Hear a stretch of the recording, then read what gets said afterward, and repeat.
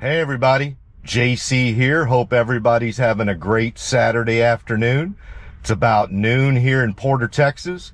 Gonna head on over to Beaumont and see how Tesla FSD version 13.2.8 does. Let's go. Push the little blue button. First it puts on the rear camera, then it puts on the forward camera.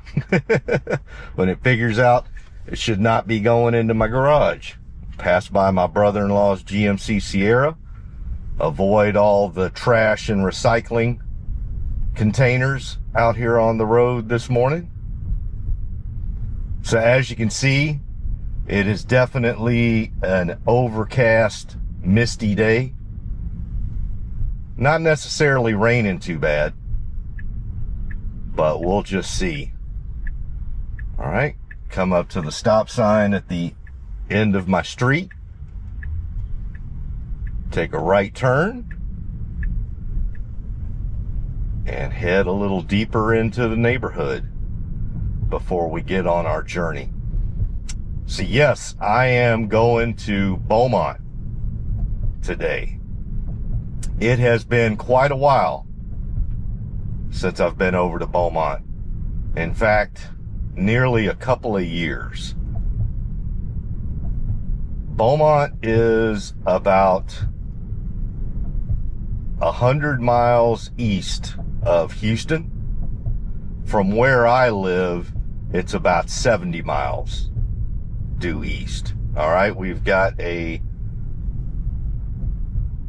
truck with a little small landscaping trailer on the back. We're gonna have to wait a little bit, let them maneuver in there. We maneuver on through.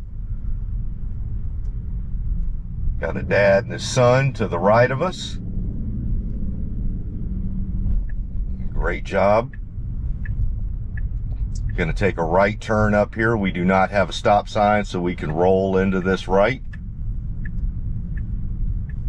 And we've got the traffic circle ahead. And we'll be taking a right turn out of the traffic circle to head to the back of my neighborhood.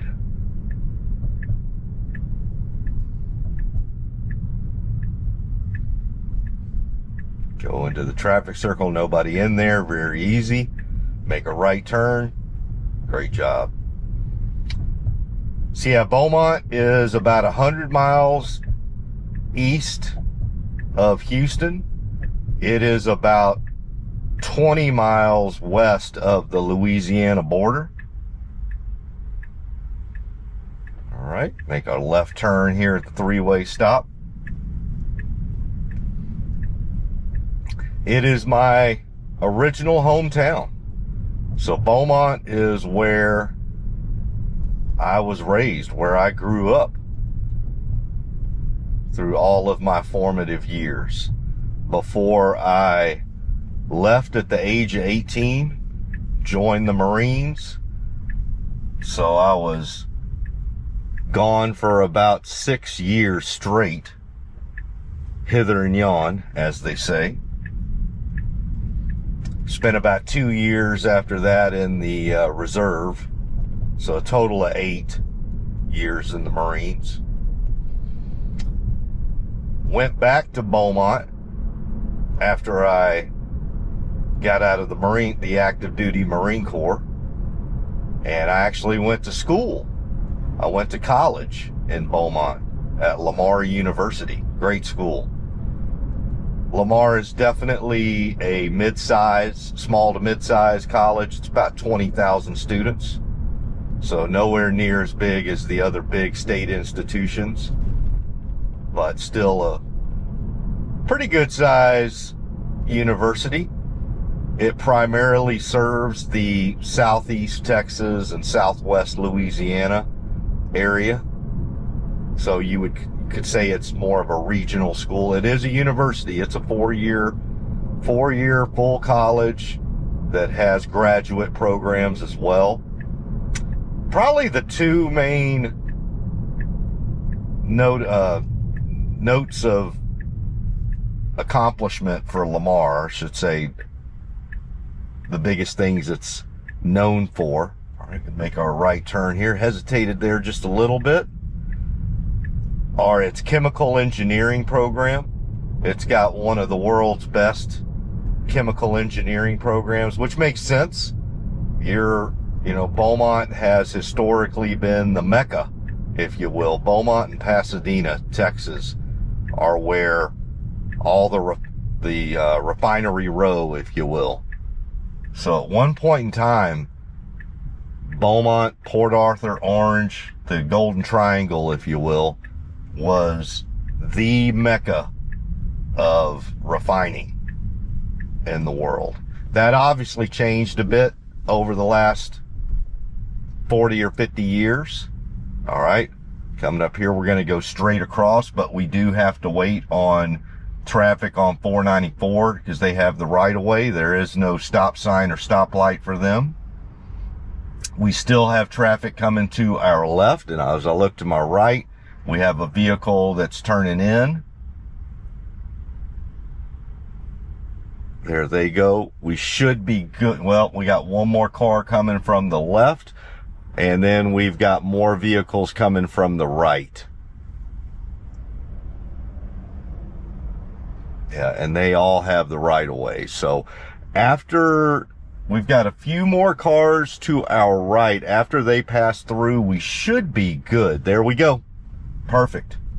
There might have been a little bit of a gap there about 30 seconds ago where that lady was turning right, or to her left, I should say, right in front of us, and she had a little hesitation. The reason we did not go is there was a pedestrian on foot directly to our left, and so I'm not sure whether she was giving us a courtesy gap or waiting on that pedestrian, but either way, FSD was just gonna it was gonna wait until both the pedestrian cleared across 494 or she made her left turn, which I think that is the correct thing to do when you do not have the right of way, and all of them do. All right, we're going to get into the feeder here. Don't know if we're going to make it across to, well, we don't have I forgot, there is no access to 59 right here. So we're on the feeder. Get over to the middle lane. We're going to be on the feeder for about 3 miles till we get to Highway 99, and then we'll take Highway 99 eastbound till we get to Highway 90. So yeah, Beaumont is my hometown. I left Beaumont after I graduated from Lamar in the mid-90s and moved to Houston, and basically never looked back.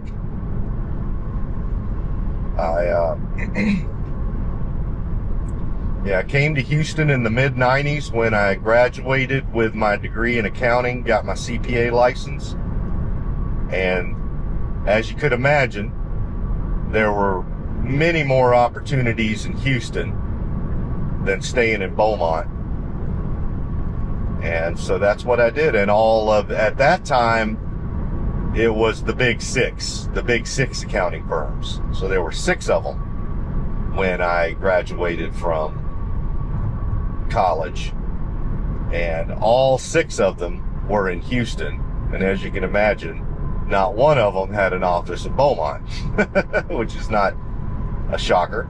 A lot of good accounting firms in Beaumont, but obviously all local and regional firms. And I had an opportunity with a few of the big 6 at the time, and so I took my opportunity. It worked out really well for me. Also, not long after I left Beaumont and moved to Houston, both of my grandparents passed within a couple of years of that. And then my mother passed not too long after they did. So really didn't have much of my immediate family that I grew up with. Again, basically my grandparents and my mom were no longer there. Obviously still have some cousins, distant cousins, that live around the area. But first of all, most of them don't even live in Beaumont. They live in surrounding areas like Lumberton and Evadale and Coombs and Silsbee. So really nobody left in Beaumont. However, my grandparents and my mother and my uncle are all buried at the same plot there. And my mother's birthday was on Thursday, so just a couple of days ago. And so I thought it'd be a good idea, take a good opportunity to, since it's been a couple of years, go out there and visit their site. All right, we're getting a little bit more rain here, not too bad though. All right, we're coming up to the intersection of the feeder and Highway 99. We are going to take a right turn here on Highway 99, or Grand Parkway as they call it, right here. But we've got a red light, so we got to wait until we're given the opportunity. We can turn right on red in Texas, but you can't do it when the right-of-way traffic is going. There we go. And about to join the on-ramp for Highway 99. We are in the hurry mode with 50% max speed offset. Get a little clean there from the wipers.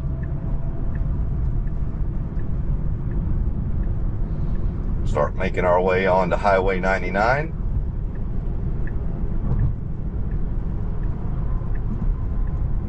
Move over here another lane, and there we go. And the speed limit on Highway 99 is 70. So let's just see how our speed selection looks. There you can see the 70 mile per hour speed limit. We're picking up some steam. We're going 78. Going past some smaller, going past some slower traffic to the right. Nobody directly behind us. So yeah, that is the main reason I am going to Beaumont today.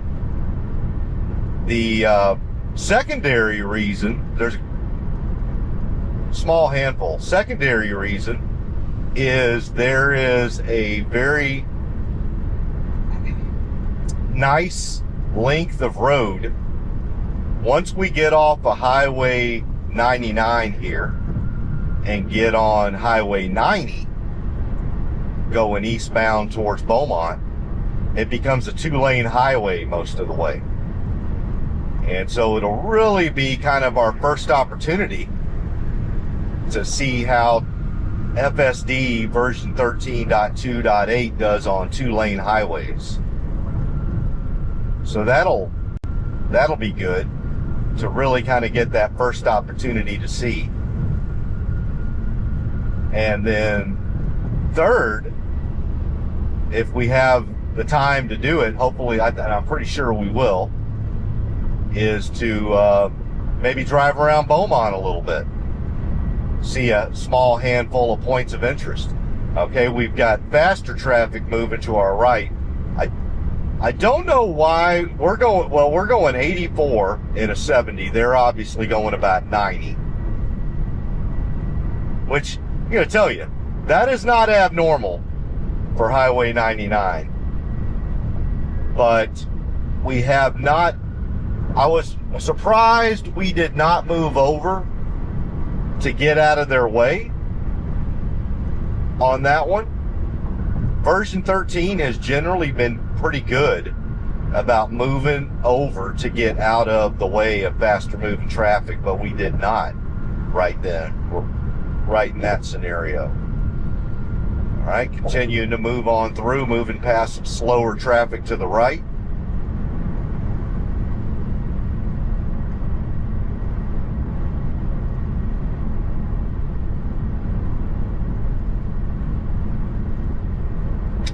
So yeah, I'll make a game time decision once we get to the cemetery and I've had a chance to, oh, there we go. Now we're getting over to the right. But I'm kind of surprised we didn't do it back there and at least pop back over. So you can see it does get back over to the right once it gets around slower moving traffic. But it's generally been pretty good about, the only thing I can think, and maybe I'll have to look at the video, is if he came up on us pretty fast and didn't hang out behind us for maybe 4 or 5 seconds and just immediately got over to our right, then we're obviously not going to move over out of his way. Then the FSD system will just say, well, we're already out of his way. He moved over to the right. So just have to see, because as you can see, it does move over to the right for faster moving traffic, which there you see, there's somebody, we've moved over to the right, and we'll hang out here until we come up on faster move or slower moving traffic.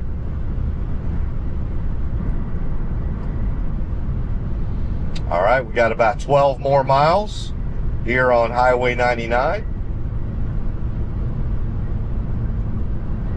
Yeah, so it looks like it's probably going to be pretty overcast the whole way to Beaumont.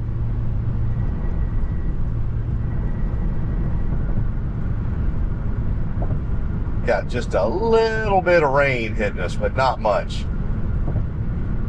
Not enough to really even count. All right, we're going to move to the left, get around some slower moving traffic to the right. We are going 83 in a 70. And again, I'll reiterate, we are on the hurry mode, and we have it at the maximum of 50% for max speed offset. All right, rain's starting to come in a little bit more.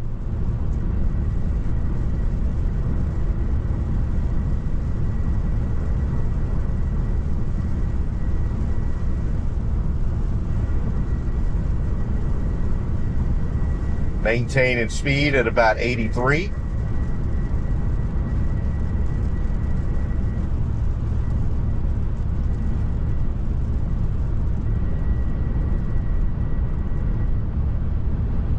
All right, rain let up a little bit there. Let's see what we do when we pass this Toyota.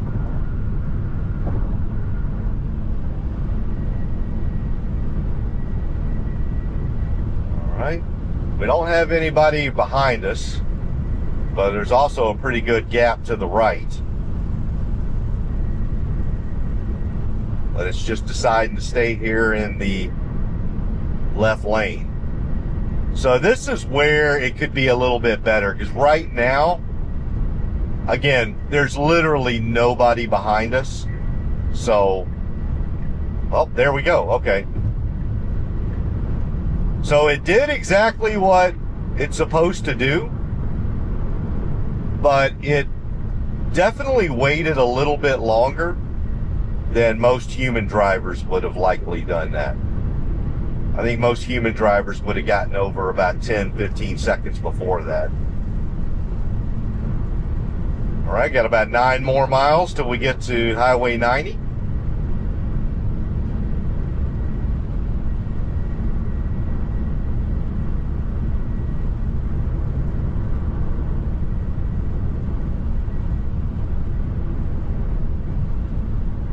Yeah, we'll definitely, obviously, go to the cemetery. And then while we're there, I'll check text messages and whatnot just to see what's going on back home and see if I have time to do just kind of a quick tour. No major tour, but maybe pick out 3 or 4 points of interest in the Beaumont area. All right, let's see what we're doing here. No, if this is merged down into one lane, I'm not sure. Looks like this is going to be a right turn only lane. There we go. Put on the left blinker. Get on over. Good job. Yeah, that right lane turned into an off ramp. So now Highway 99 turns into a 2-lane highway for a bit. Got about 7 miles till we get to Highway 90. Maintaining pretty good speed, about 79.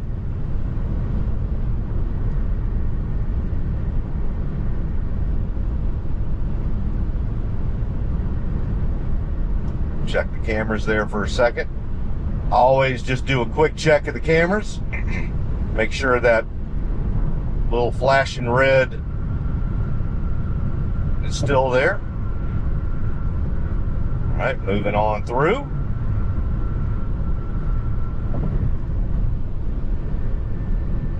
Got about 6 miles.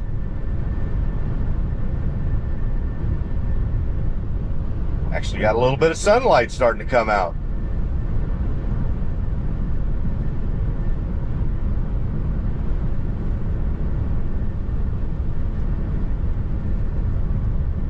It's interesting, it says Kingwood Drive exit up here. That must be a different Kingwood Drive. It's definitely not the one in Kingwood, Texas. So a pretty healthy distance back over to our west. Yeah, as you can see, this is all really still undeveloped land out here. A lot of areas like this around the Houston area. Still a ton of undeveloped property. All right, a little bit more rain coming through, but nothing too bad. Feel a little bit of wind. Going about 75 now. It's interesting, it slowed down just a little bit.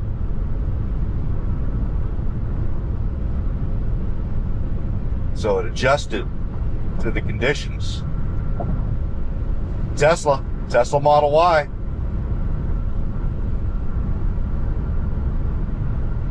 All right, got about 4 miles till Highway 90.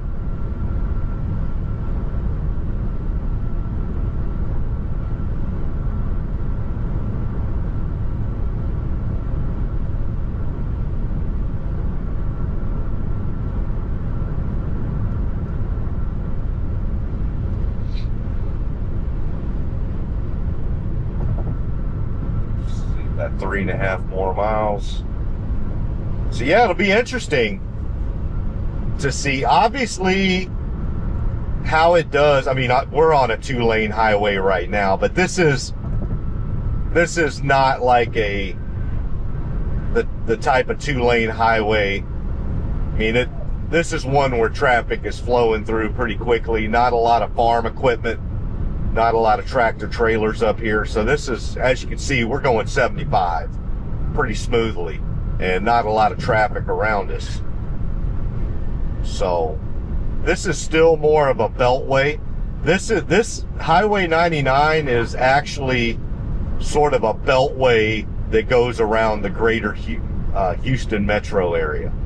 So once you get past Highway 99 either direction, you're pretty much outside of Houston at that point. All right, a couple more miles. See, we're maintaining good speed, 77. We do have some traffic directly ahead of us that we're coming upon. Ooh, a little bit of wind right there. Don't know if y'all can hear that or feel it. I'll tell you what, that's one great thing about Teslas, is that low center of gravity with the battery pack being right underneath your feet, basically part of the chassis. All right, we've got about 1.5 miles. Maintaining good speed, 77.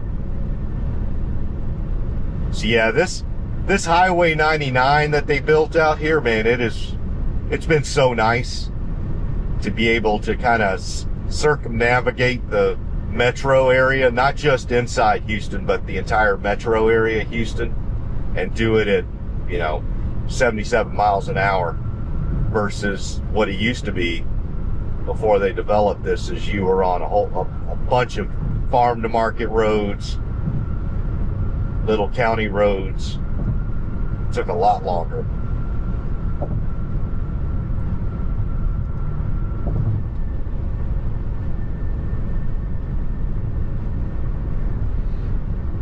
All right, coming up on our exit here.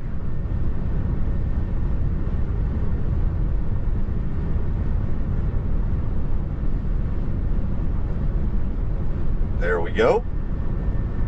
Exit for 1960. Yeah, and Highway 90 right here, it's FM Farm to Market Road 1960, FM 1960 for a while. And then it turns into Highway 90, I believe in Dayton, which isn't that far away.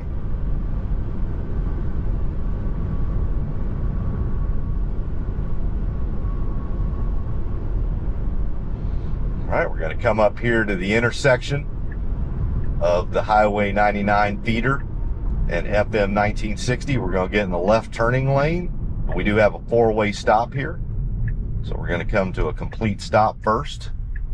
They have the right-of-way, then we should be able to go. There we go. Make a left turn. Get underneath the Highway 99 bridge.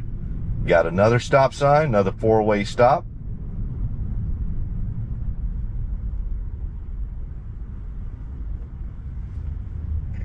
There we go. We are firmly on 1960.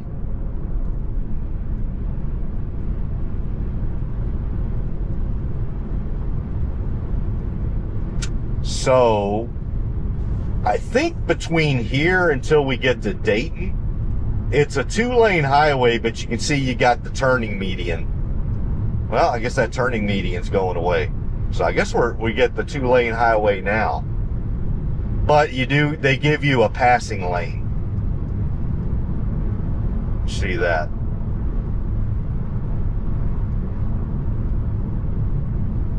Right lane closed. I don't see a right lane. They're talking about the shoulder?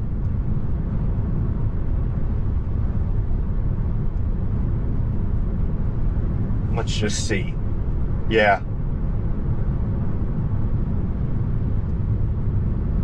So we got the shoulders closed off here for a bit with some construction cones. Looks like we've got something. I'm going to just get ready here because I see an arrow. Don't know, work convoy.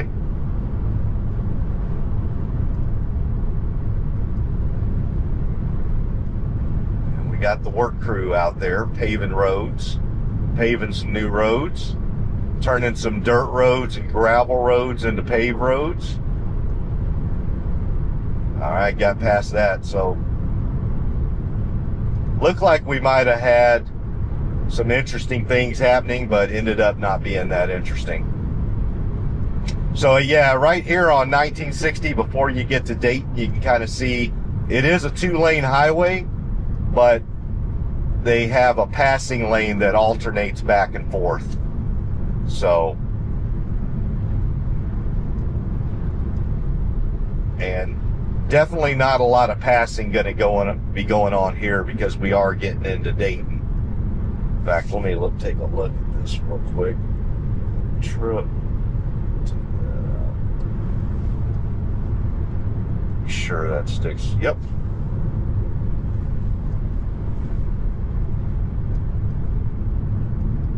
All right. Got somebody about to make a right, trying to get over to the right. We slow down a bit. We give them some room, get around. Very good, but we stay in our lane as well. Nice subtle maneuver there. Very good.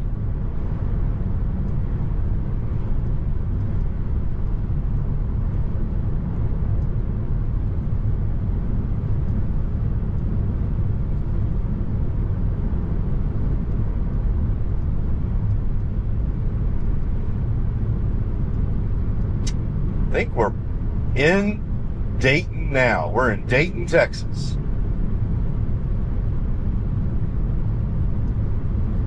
A lot of rice farming. All through here on FM 1960 and Highway 90, as we progress from here going eastbound towards Beaumont, historically a lot of rice farms, a lot of rice growing around this region. That has really kind of been, always been the main industry right here on this. And then once you get into the Beaumont area and you hit the Golden Triangle, that's when it starts becoming, or used to be, a lot of refineries. In fact, as soon as we pull, get into the outskirts of Beaumont, ExxonMobil's got one of their bigger refineries in the world, and it's going to be to our left-hand side. Not for a while, obviously, but all right.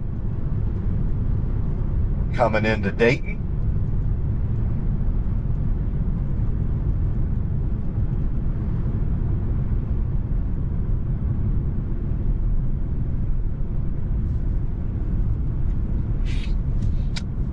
Interesting thing about Dayton and Liberty.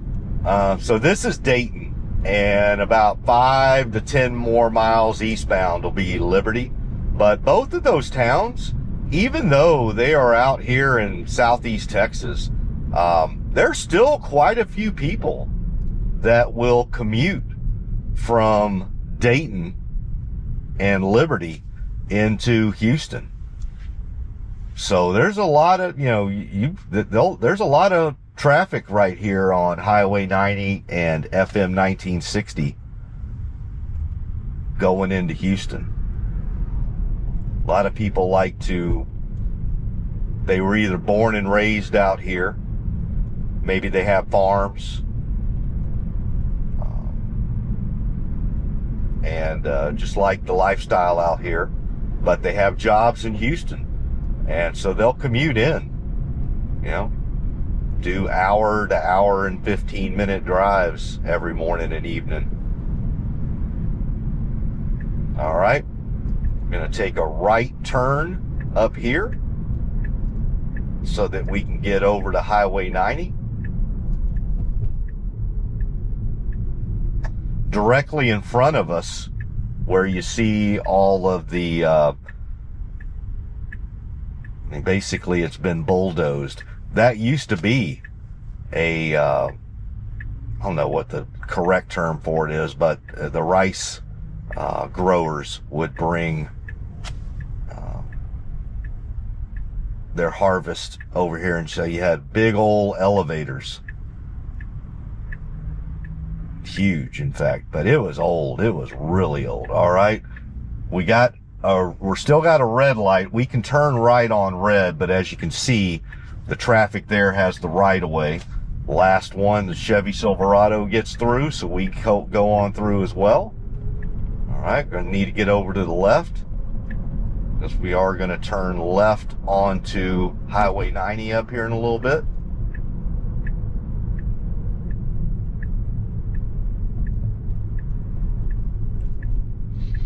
There we go.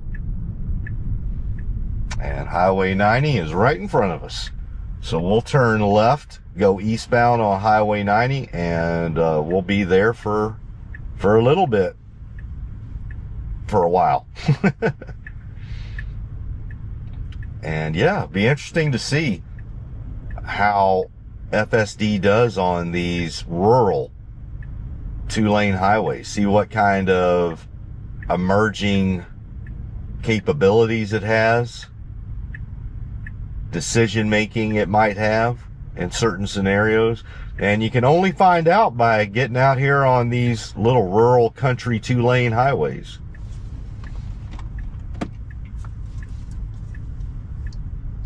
All right, we got dedicated protected left turning lane. Let me put that down for a second just so I can focus as we're pulling through here in Dayton. All right, now we are on Highway 90 going eastbound. Won't take too long to get through Dayton.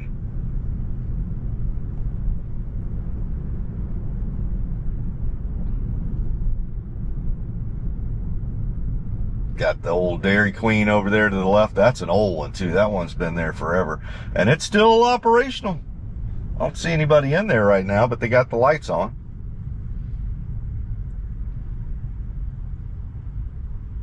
Yeah, Dairy Queen's kind of a mainstay in rural Texas. I know it's in other parts of the country as well, but when you get into more of the rural areas of Texas, Dairy Queen is just a mainstay, especially throughout East Texas.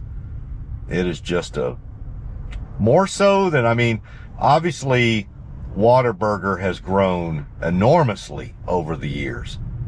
So Whataburger used to just be the state of Texas as well. But obviously Whataburger took on some of that private equity money and has grown tremendously over the last 15, 20 years. And now it's known pretty much across the country. It's not in every place in the country, but pretty well known. Dairy Queen, at least from what I've seen, has kind of stayed, it knows its role. There's a Brookshire Brothers. That Brookshire Brothers, again, that is a grocery chain that you will literally only see in rural areas of East Texas. Now, I think it's part of, I could be wrong here. I think Brookshire Brothers is a subsidiary of Kroger now, but you're only going to see that brand in fairly rural areas around East Texas. All right, we're on Highway 90, but as you can see, we're on a four lane divided highway right now until we get to Liberty. Got some farms to the left and right. A nice one over there, one of the bigger farms. But again, on this whole stretch of Highway 90 that we're going to be on, there's a whole bunch of farms, but most of them are small family, 5 acres. Some of them even less than that. Some of them just an acre of land, and that's enough. You don't have to have a whole ton of land to grow enough crops for yourself and your family, and even to sell some.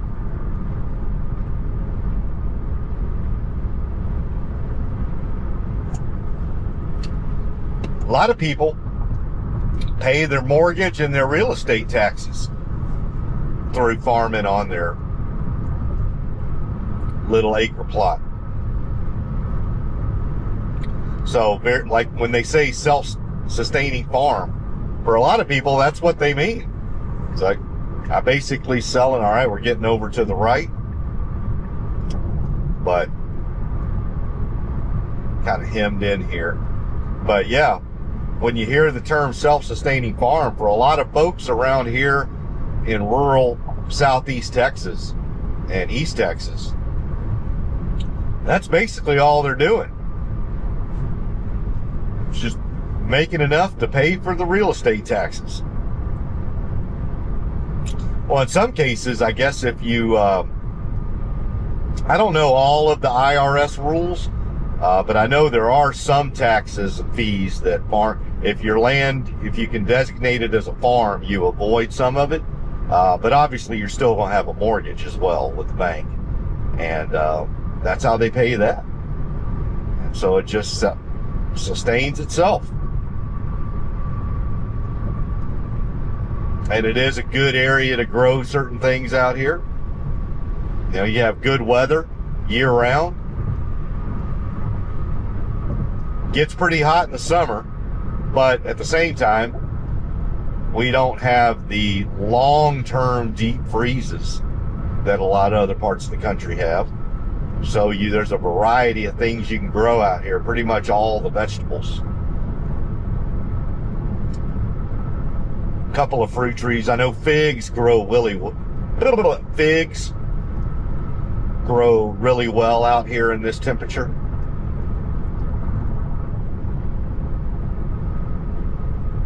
But again, these aren't folks that are trying to compete with the massive growth. They're just growing enough to sustain themselves, as well as sell on to local markets, farmers markets, local grocery chains.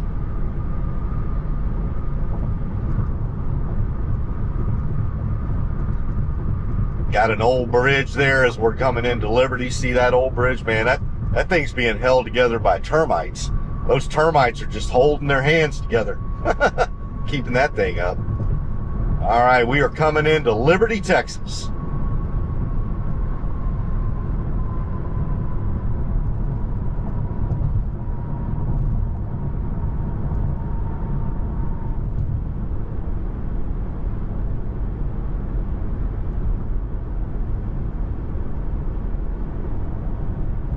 Fish Fry Fridays.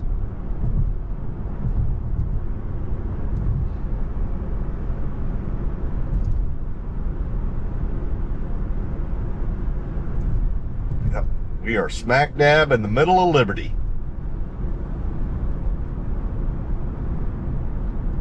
Pretty good town. I've known some people from Liberty in my years. Good people. Hard-working people. All right, moving over to the right. A little bit faster moving right here. Although probably not for long. Highly likely somebody's going to turn in this lane, and they do. Or they thought they were going to turn. One of those big old Cadillac Escalades, or as I like to call them, 4-ton hotel rooms on wheels. Get around them.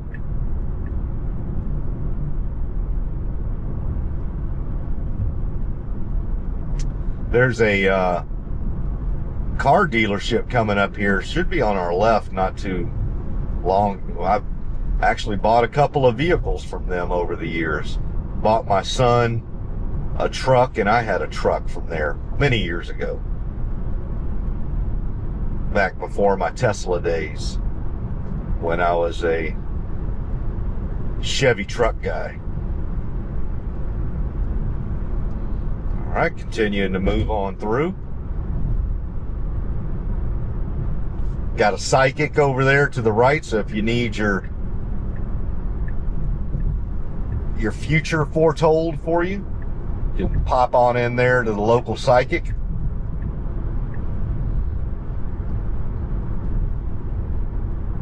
All right. Yeah, it's continued to be overcast, even a little bit foggy. Not too bad, but you can kind of see ahead of us. There is a bit of fog.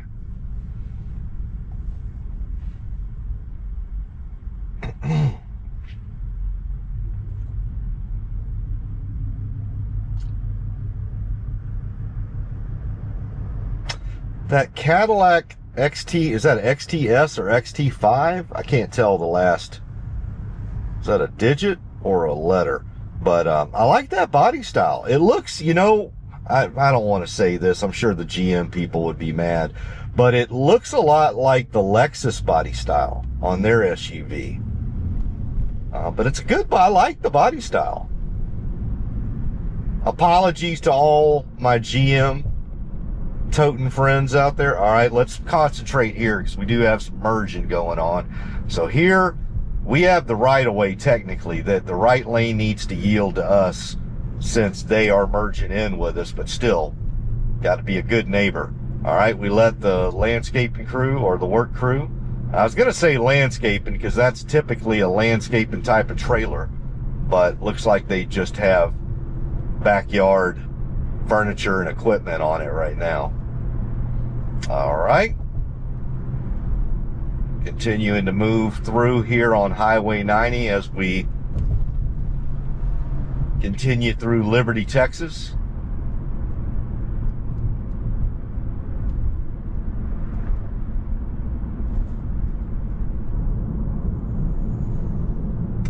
And yep, over to our left, to our front left,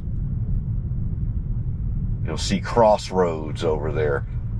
I've bought a couple of vehicles from them over there. Good people, but I'm just not in that market anymore. I'm a Tesla guy now, but yeah, I used to be a Chevy truck guy for generations.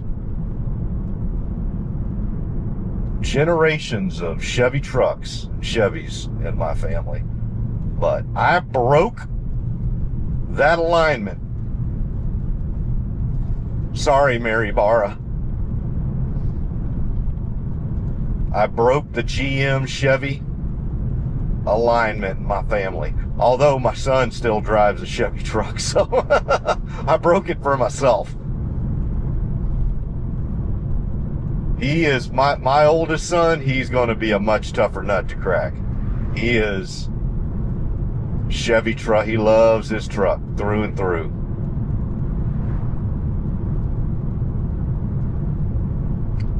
One of these days, just keep working on him. All right.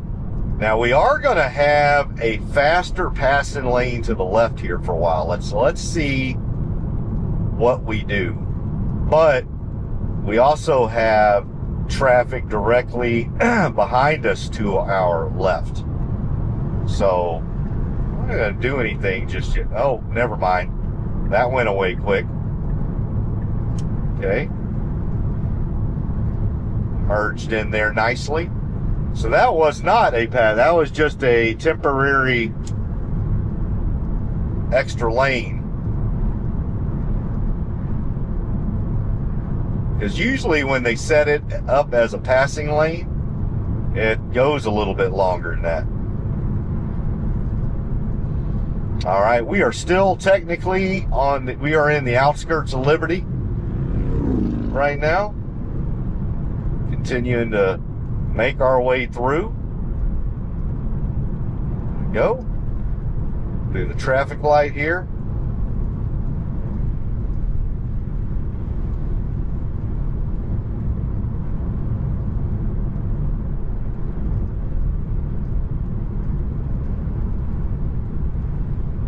Yeah, definitely getting more overcast. You can tell that. It's gotten a little darker.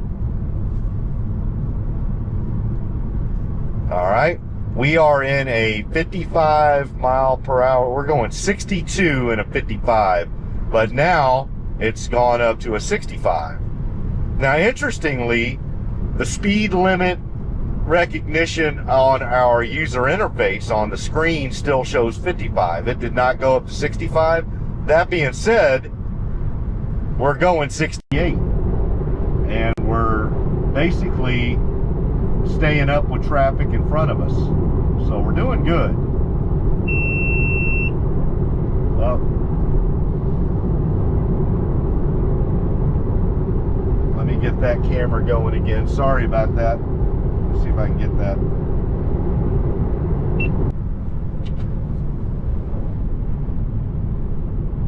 Sorry about that. Hate it when that happens. And I don't know why it would overheat on a day like today. But I think you only lost about 2 or 3 seconds there. And the front camera kept going. Let's see what happens here. I usually don't lose the middle camera. It's usually not the middle camera that I lose. It's the front camera.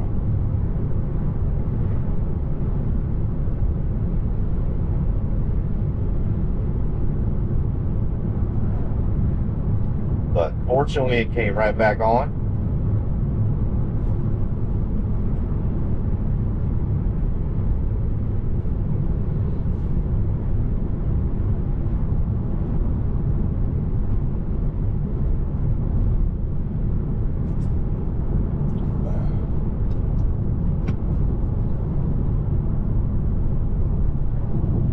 Now, I don't know what that Ford truck was just doing there.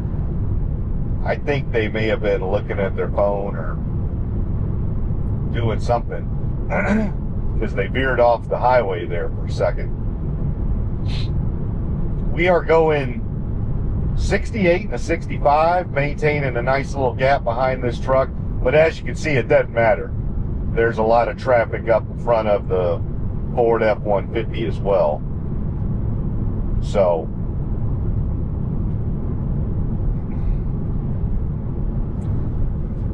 like I said, just going to see if anything interesting emerges. You never know. And you'll never know unless you just get it out on the road. get it out there and let it run. Right now, I do not want it to do anything interesting because there's nowhere to go. It's doing exactly what it should be doing.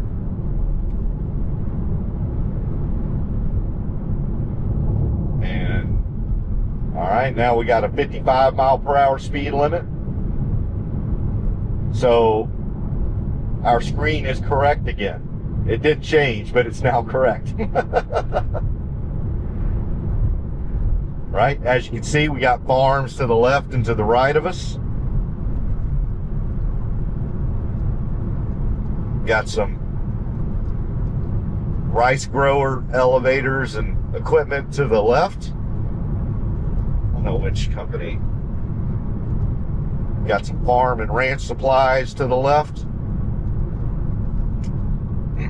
Got some stores that have seen better days. Most of them closed down. We do have a Dollar General to the left, so that's open. Got a Shell and Exxon. They're still open. But a lot of and we can see you got some farmers markets over there to the right. So again, a lot of these folks will just get together and sell their goods, and you can pull over the side of the road, and I'm telling you, you can get some of the best fruit and vegetables fresh if you so desire. And all you got to do is just pull off the road there, grab a bag, and the pricing is going to generally be better than you see at some of these grocery stores, and much fresher because it's coming from right around here.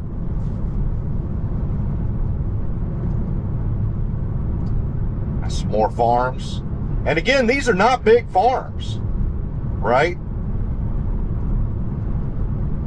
You know, these right here, yeah, these are probably more of your 10 to 40 acre variety, but nothing bigger than that. Some of them 5 acre.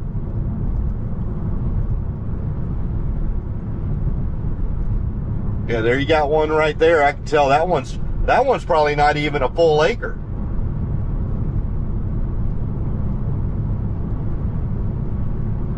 Now that one's definitely bigger. That one's probably 5 to 10 acres right there. But again, like I'm saying, you can tell they're all sectioned off.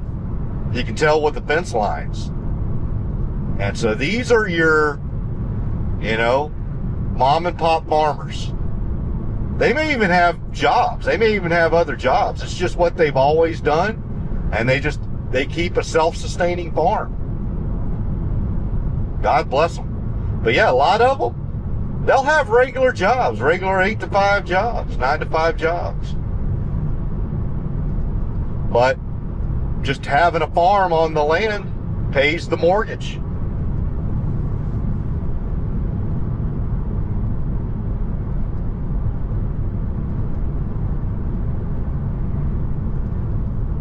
So I know a lot of people will drive through these small rural towns all through America, and they may ask themselves, what do these people do? Well, there you go. A lot of them do some self-sustaining farming. Pays for half of the mortgage, maybe even all of the mortgage. And they've had the land for years. And the family, maybe they don't even have a mortgage. Could all be paid for. And so it's just the whatever taxes and fees you got, which isn't going to be a lot out here. So it doesn't take much.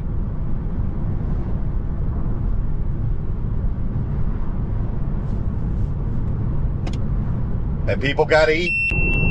There it goes again. Is that my middle one? Yep.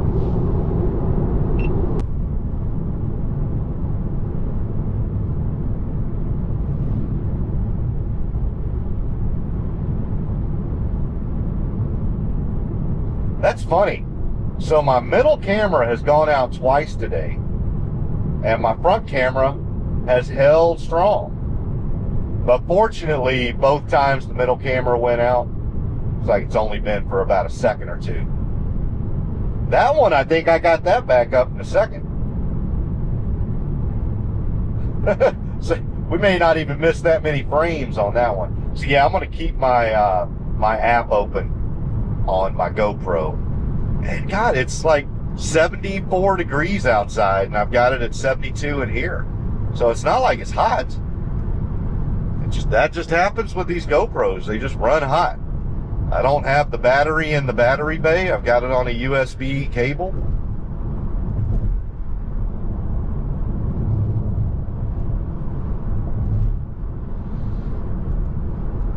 All right, got the Ford F-150 moving over to the right a bit.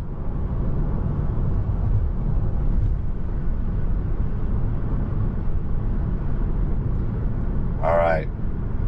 This is a 50 mile per hour zone going through here. As you can see, no stoplights. But it is a 50, and we're going 66 right now in a 50. So technically, should have probably slowed down a bit. That being said, I'm looking at the traffic ahead of me and the traffic directly behind me, and they're doing about the same. The only one that didn't was that Ford F-150 that moved over to the right. And now we jump back up to a 65. But again, it doesn't register that 65 mile per hour speed limit sign. It's still got the 50. So I've still got the 50 mile per hour speed limit on my UI, but it doesn't matter.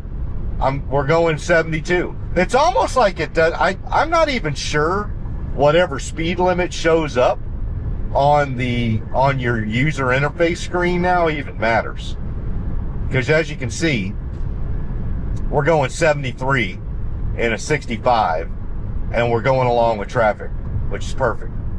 And we have now turned into a 4-lane divided highway, so we'll probably have this for a little bit.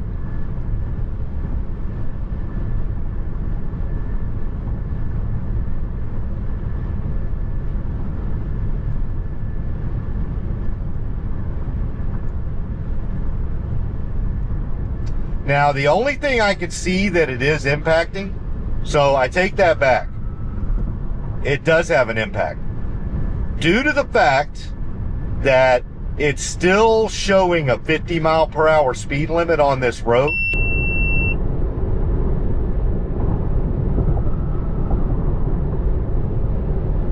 Let me wait till that.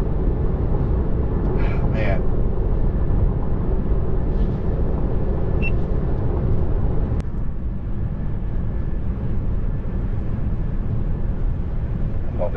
Maybe bring the temperature down in here a bit for a while.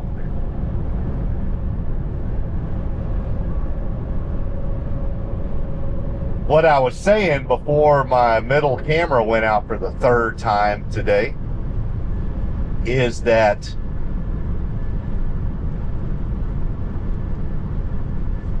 due to the fact that it's still showing a 50 mile per hour speed limit through here, as you can see, we're going 75 and a 65, so we're good to go.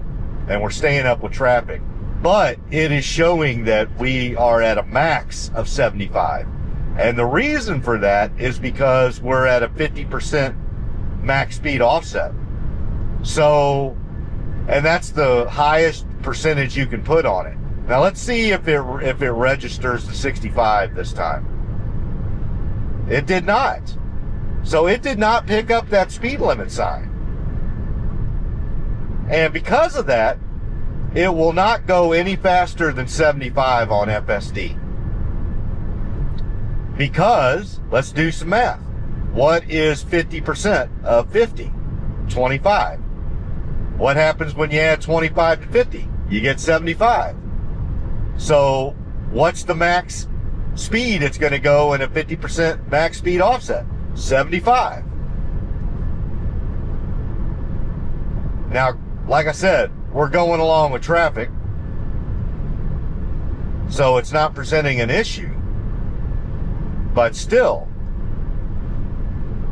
I don't know why it's not. It had 2 65 mile per hour signs that we've passed by, and it hasn't picked up either of those.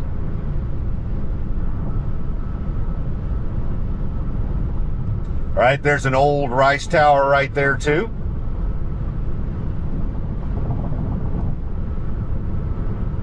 I don't think that gets used anymore at all.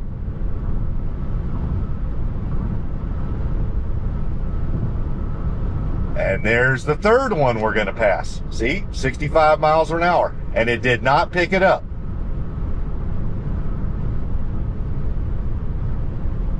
So we've had 3 65 mile per hour speed zone signs that we've passed.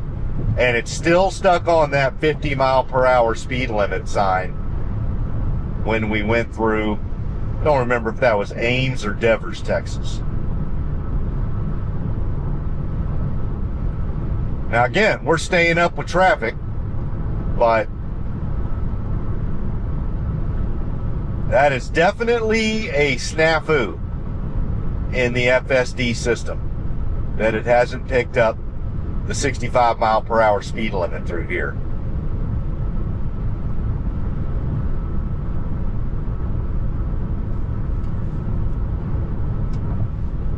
I turned the temperature down from 72 to 68 for a little bit. See if that helps. You know, one thing I can do is, obviously, once I get to the cemetery, I'll have an opportunity to turn the camera off for a while. But man, these GoPros are just notorious for that.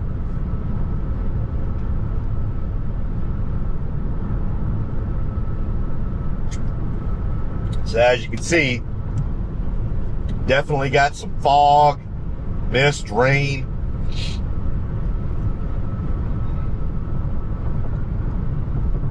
Yeah, it's getting foggy up here. Let's see how we do.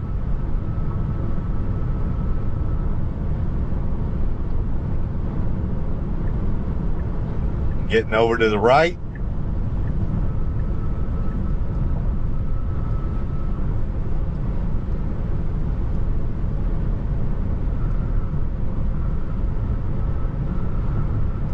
Continuing to move on through here on Highway 90. We're about 25 miles away from the cemetery. Broussard crawfish. A lot of mud bugs, a lot of crawdads around here.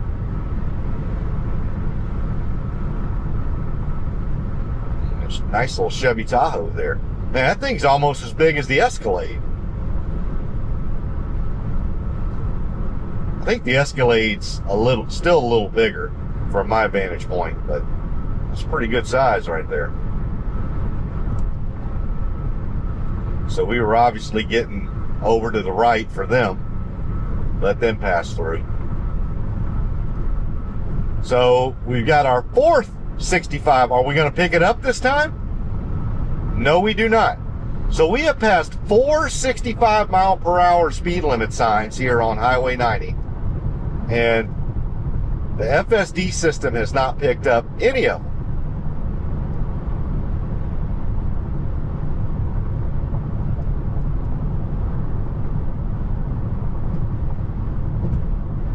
But again, we're going 75 and a 65, pretty much going along with traffic. So we're good to go. But I will say, all right, now we got a 60 mile. Is it going to pick this one up? It picked that up. I don't get it. So it didn't pick up any of the 65 mile per hour speed limit signs as we were, you know, in between towns. But once we get into the town, okay, we need to slow down here a little bit. There we go. Good job. Man, they slowed down quick. They slowed down probably because of that pedestrian there in the middle of the road. All right, we've got another rice tower over there. Got some equipment companies to the left and the right. Heavy farm equipment. Still got the 60 mile per hour speed limit sign here. Got a heads up for a traffic light in a half mile.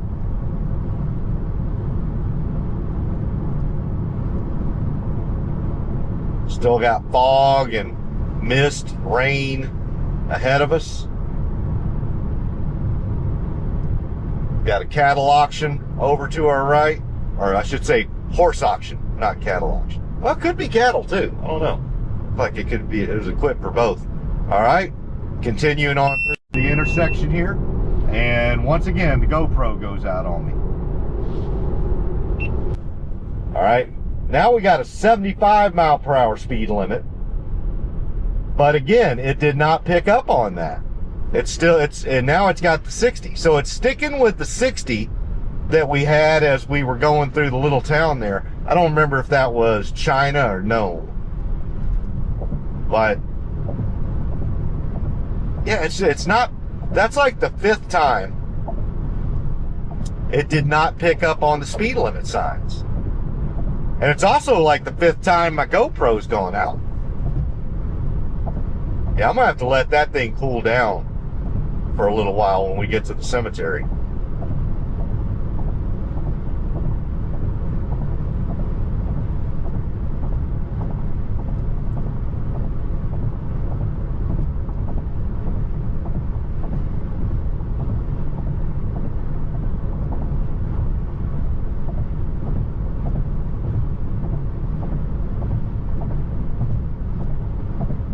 Fortunately, my front camera has not gone out at all, which is complete reversal of what I normally go through.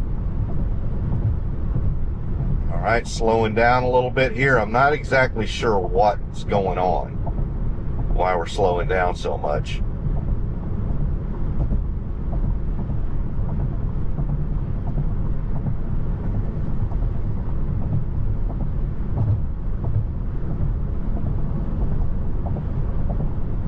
FSD's doing good though, doing good with this fog and the rain and the mist. But I will say this, one thing I am definitely noticing here on Highway 90 is it is not properly picking up the speed limit signs when you're in between towns. The good news is once you get into a town, it is picking up those slower speed limit signs, so that's good. You definitely want it to err towards that.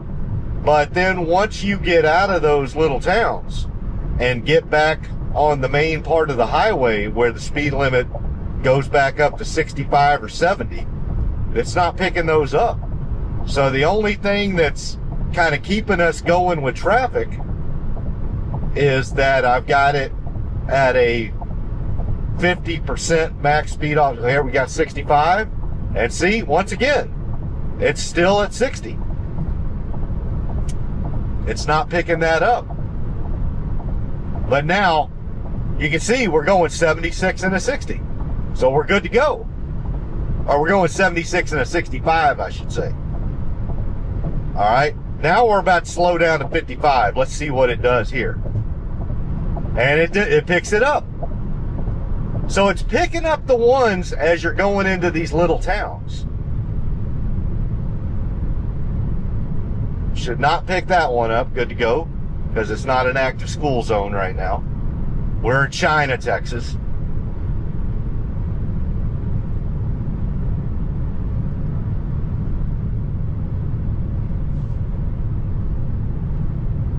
All right, got a 50 mile per hour speed limit sign, and it picks that up. Good job. So it is picking up all of the speed limit signs as you come into these little towns on a 2-lane state highway, but it are 4-lane right now. But as soon as we get out of the town and the speed picks back up on the main highway, so far it has not been picking those back up. Let's see how we do this time. We're in China, Texas. All right, so speed's going to pick up to 60 right here as we leave China. Let's see if it picks this one up. It does. So it picks that up, but that's only an intermediate speed as you're getting out of China. So now look, we got a 75 mile per hour speed limit sign. Is it going to pick that up? It does not.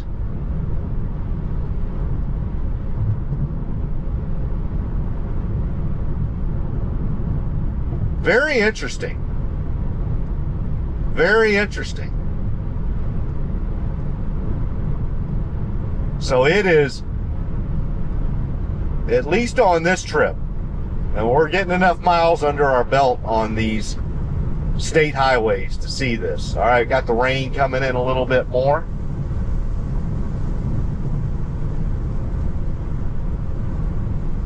But it's picking up the proper speed limit signs in the towns. But once you get outside the town and get back out on the main part of the highway, it's staying with whatever the last speed limit you had in town was. So the only thing that's helping us where we still do not have to have any human intervention is because I have it on 50% max speed offset. So as you can see, we're going 79, 78, and a 75. So we're good to go, but that's only because I'm at the max speed offset, the highest level of max speed offset. So technically, because the last speed limit sign in town was 60, we'll be fine because the max speed offset for me would be 90, which FSD can't go above 85 anyway. So again, doesn't impact us at all, but it's still just, it's interesting it's not picking that up. All right, we got a little bug there. But that's no biggie. All right, continuing to press on through here on Highway 90, get going towards Beaumont.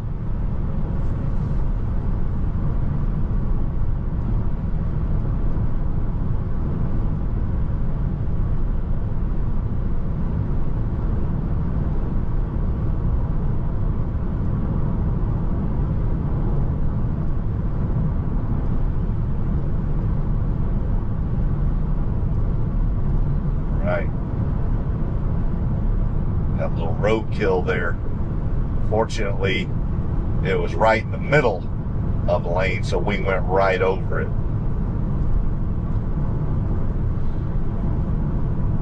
All right, going about, let's see. Well, we're going with traffic right now. We're going 72, but as you can see, the traffic in front of us. All right, they're moving over to the right. Let's see what we do. Give us a little white there. We have a truck to our left entering the median there, so be a little careful. Good job.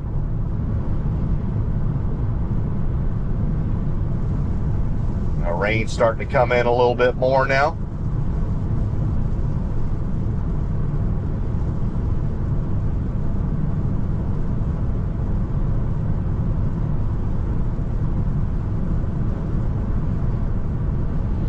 All right, we're going to be coming into Beaumont here pretty soon.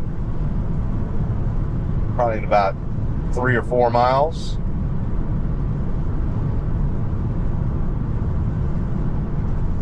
Now we are going 79 and a 75. But the interesting thing is we've got a 60 mile per hour speed limit. Now it's got 65. It did not pick up that 65, but we've still got 60 on ours. So it's not picking up the main highway stuff. Interesting.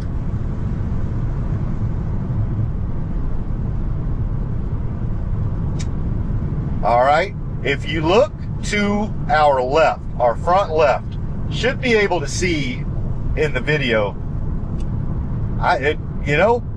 It's always been it was a mobile refinery for the longest, and then when ExxonMobil merged, they kept it, and so now it's been an ExxonMobil refinery. I'm assuming that's what it still is. Let's see the nameplate. Yep, ExxonMobil. That is the Beaumont polyethylene plant. So they make polyethylene over there, which, if I'm not mistaken, those products go into EV batteries. And that's yeah, I think polyethylene is a component of the separator in an EV battery, in a lithium-ion battery. Somebody tell me, I'm pretty sure, I'll have to dig back in my notes, but I'm pretty doggone sure That's what that plant does. That plant makes polyethylene products. And I'm pretty doggone sure that is a primary ingredient for lithium-ion batteries. As well as LFP, lithium phosphate. Lithium iron phosphate, I should say. So there you go. Don't crap on refineries. They make products we use too. We are in Beaumont, Texas, baby. Big B.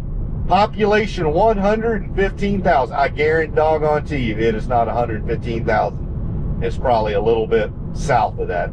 My guess would be Beaumont somewhere in the 85 to 100,000 range now. Although I could be wrong with immigration here in the last 10 to 15 years. Maybe it is. I will tell you, when I was growing up in the 70s, Beaumont was about 125 to 150,000 people. Beaumont's one of those towns that lost a lot of folks to Houston.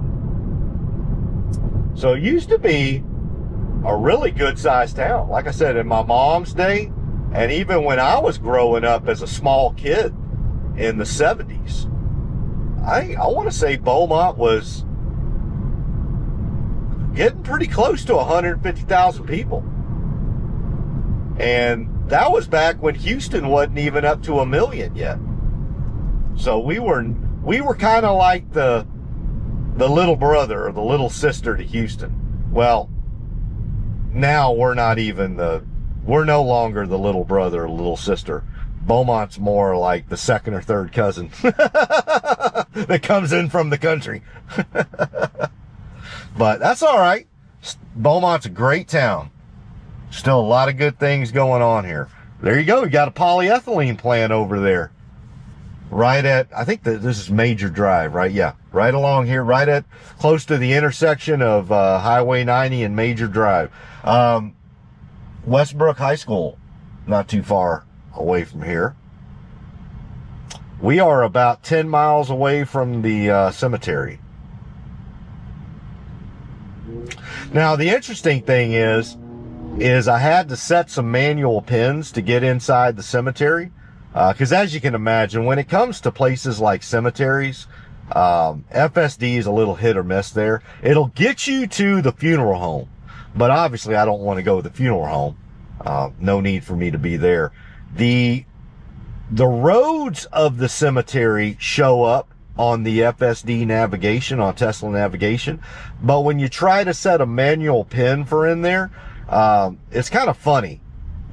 Kind of doesn't like to go in there. And I get it. It's a cemetery, right? You're trying to be respectful. And quite frankly, they don't have, like, a lot of times these cemeteries won't even have speed limit signs in there. So we'll just, it'll be hit or miss. As long as it gets us to the cemetery area. And then if we need to take over from there, no harm, no foul. Because what I hope for your sake is that you are not having to go to a cemetery very often on FSD. And quite frankly, if one of these days, 10, 15 years from now, when we're in a completely autonomous cybercab world, even then, let the cybercab drop you off at the front and take a nice little walk through the cemetery. Walk to your parents' plot. Walk to your grandparents' plot. Pay some respects to everybody in there. So I don't even see that as something that I really want Tesla to work on. Like, I don't even think we need that. But we'll still see today. All right. The speed limit has dropped back down, so the speed limit sign is proper. It's at 45. All right, we are now in Beaumont.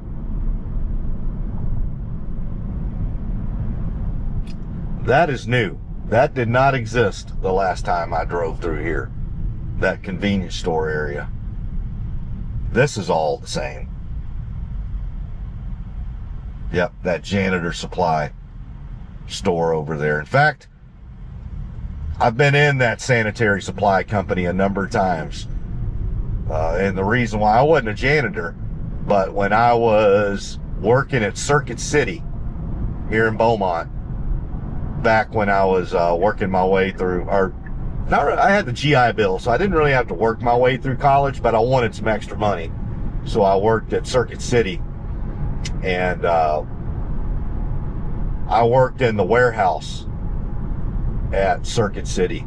And so, of course, when you're a warehouse worker at Circuit City, you got to clean up. Everybody's the cleaning crew there. So I would have to make some trips over to the sanitary supply company. So I've been in that place a number of times. Been a long time since I've been in there, but it's interesting. It's still there. Same building, same sign. That place doesn't look like it's changed at all. Probably doesn't need to.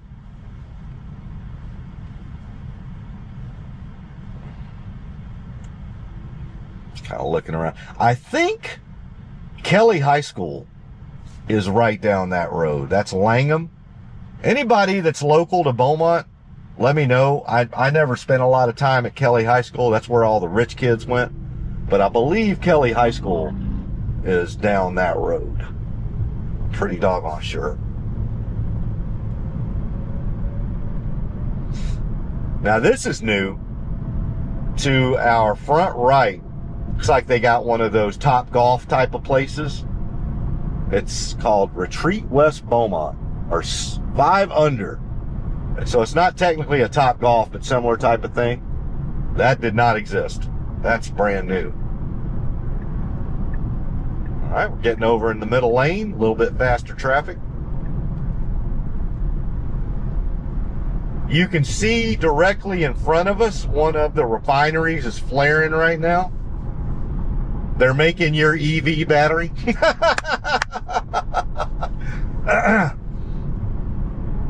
So you see what it takes to make your EV battery? I'm just kidding. I am not going to get in that FUD circle right now.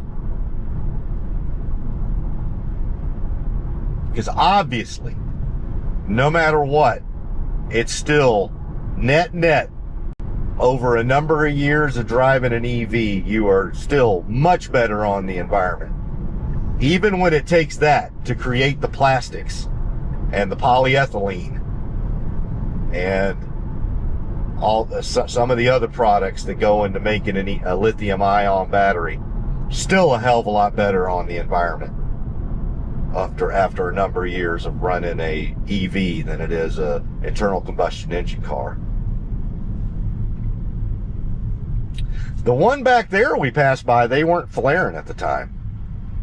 That's interesting. Maybe they're going through turnaround, because usually they're always got something flaring. That's been around. M&D Supply, Ace Hardware. So M&D Supply, they were always local, but it looks like they've kind of married up with Ace Hardware. But yeah, M&D Supply, they've been around for years.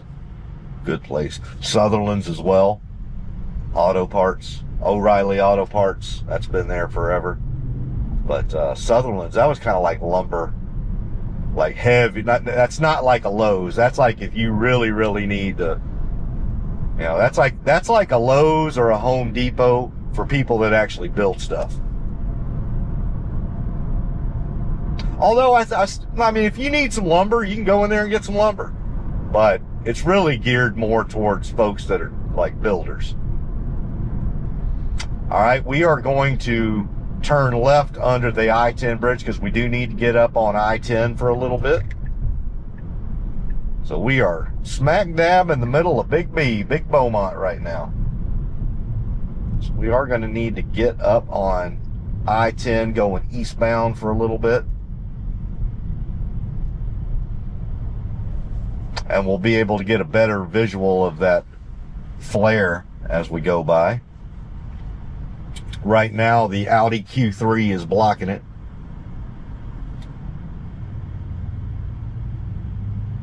I don't think we're up on I-10 that long, though.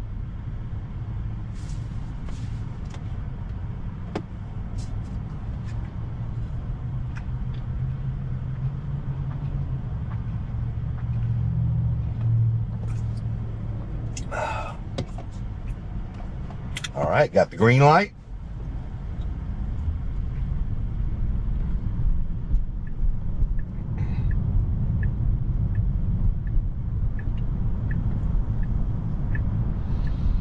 go protect right. Everybody wave hi to their separators being made. No. I'm sorry. All of my Tesla family is like, JC, would you shut the hell up? Stop being a fudster.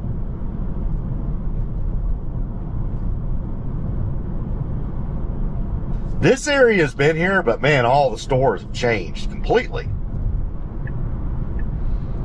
All right, moving over to get up on I-10. Channel 12 right over there. That's Beaumont's ABC.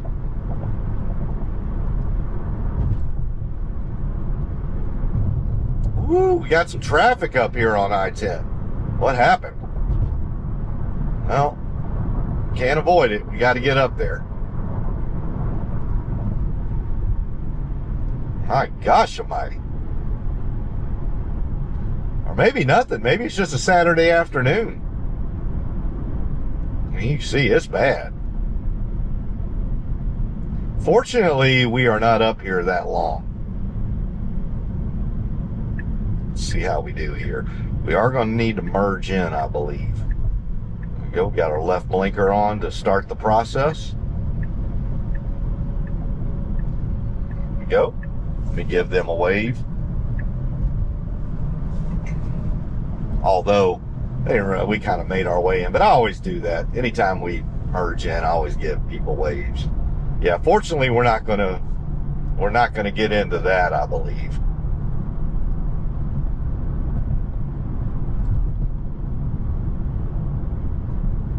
We're gonna go towards Lufkin and Jasper. Working our way through here. I don't know if that's a wreck or just got heavy loads coming through there.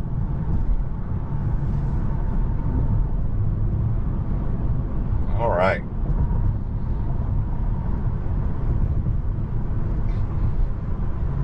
Yeah, I think it's just a Saturday afternoon with a lot of heavy loads coming through Beaumont. All right. We're going to be up on here on 287, about another half mile, then we're going to get off on Lucas Drive, which is one of the main roads here in Beaumont.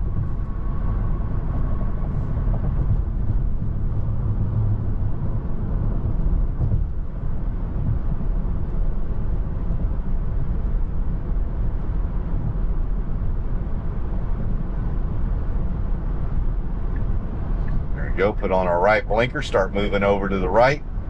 We are going to have our exit lane coming up here pretty soon to get off on Lucas Drive. There we go. Get a little squeegee. All right. There we go. Take our exit.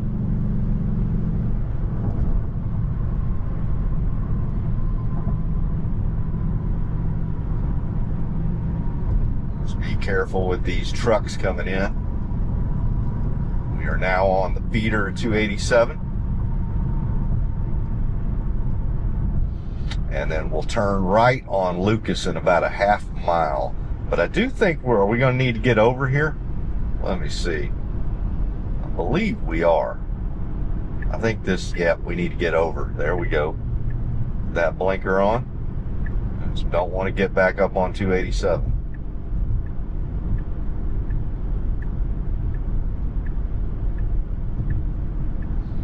All right, got about another quarter mile. Somebody pulling out of the Home Depot with a long trailer. Handle them well.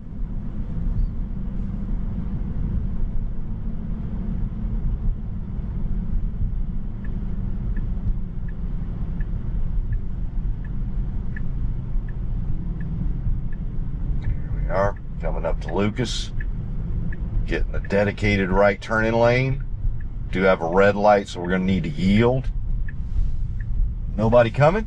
Great job. Let's go. And now we are on Lucas Drive. This is an old part of Beaumont here. Definitely one of the older parts of Beaumont. My grandmother's grocery store she used to love to go to was right in here. I doubt it's an old market basket. Oh, are we going to make it? And we did. Our back tires were beyond it. So I know you saw the red, but take my word for it. Our back tires were beyond the white when we went through. So we did not run a red light there. But I didn't get a chance to see if that old market basket was still over there, but I doubt it. All right, we're going over some railroad tracks here. There we go. We can get around the UP. Go get around the post office truck. Get back over to the middle.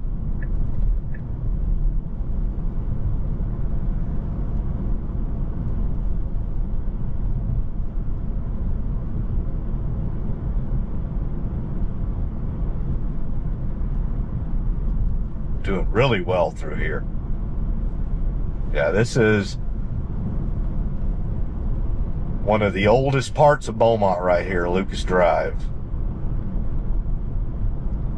A lot of history through here. A lot of history. This whole area right here is predominantly African American, and Beaumont, the whole Golden Triangle area is definitely a very diverse part of Texas. You know, essentially when I was growing up was about half black, half white, and so you can imagine what the history's been like in this part of the world. It's seen a lot. It's seen some good, but it's seen some real bad too. It's a lot of history right through here. A lot of good, hard-working people. You know, a little poorer than your average American, but very hard-working, good people. All right, I think, does this turn into a right turn only lane? Yeah, we're gonna need to, and we need to go straight. So yeah, we just put on our left blinker.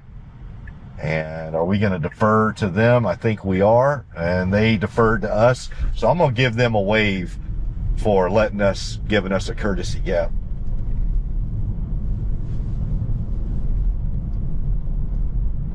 Yep. So we had a lane selection snafu right there.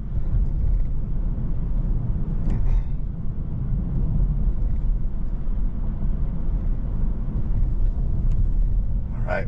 Continuing to work on through, man. These roads, they could use some work. See what happens in some of these poorer neighborhoods. They just don't get the attention.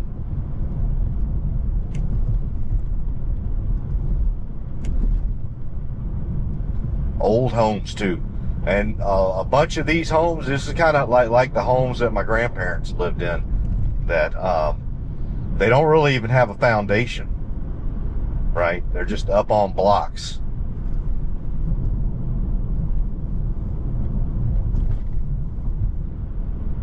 All right. I'm going to pull up our navigation here. So I want to see how we're doing. Coming through here. See if it takes us on into the cemetery.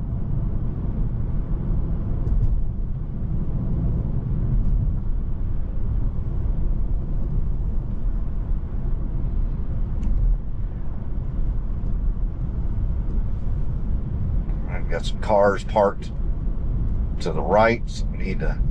All right, we got a stop sign, and the cemetery is directly in front of us. So let's just see how it does. Should go straight across. And it's doing good so far. Go, once we get there.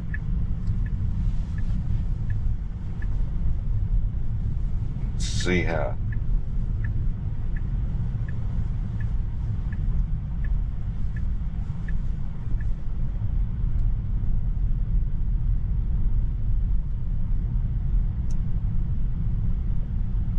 see what kind of, is he going to get us to the right spot?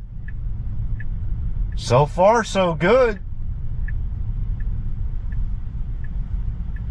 So far, so good.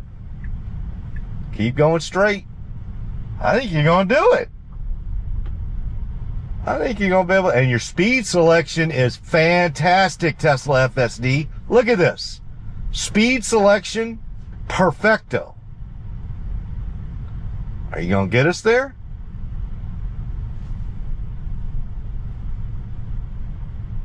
Hey, I want to say to the Tesla AI folks, the speed, I did not do anything for the speed selection coming through here in my family's cemetery.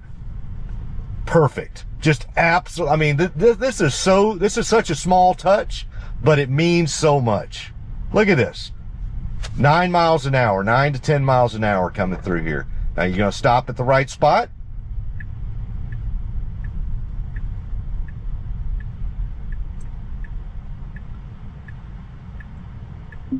Perfect. I'm not going to film this. Let me turn that off. I am literally 15 yards from my family, from my mom and my grandparents and my uncle, who I have not seen in 2 years. So I'm going to shut everything down, let the cameras cool down for a while, go say hi to them, walk around a little bit, just get my legs and get my some blood back into my legs. And yeah, it's just been a little while. I needed to do this. So yeah, and then once I'm done here, we'll get back on the ride. Let me check my text and stuff and see, maybe I can do a little tour of Beaumont maybe before we go. All right, everybody, I will talk to you all in a little while. Bye-bye. All right, everybody, back in the Tesla after visiting with my family. Let's get back up on the road.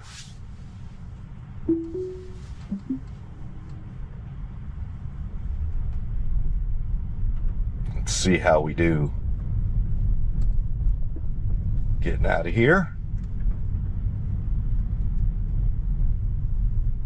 We did really good job coming in. Let's see how we do getting back out.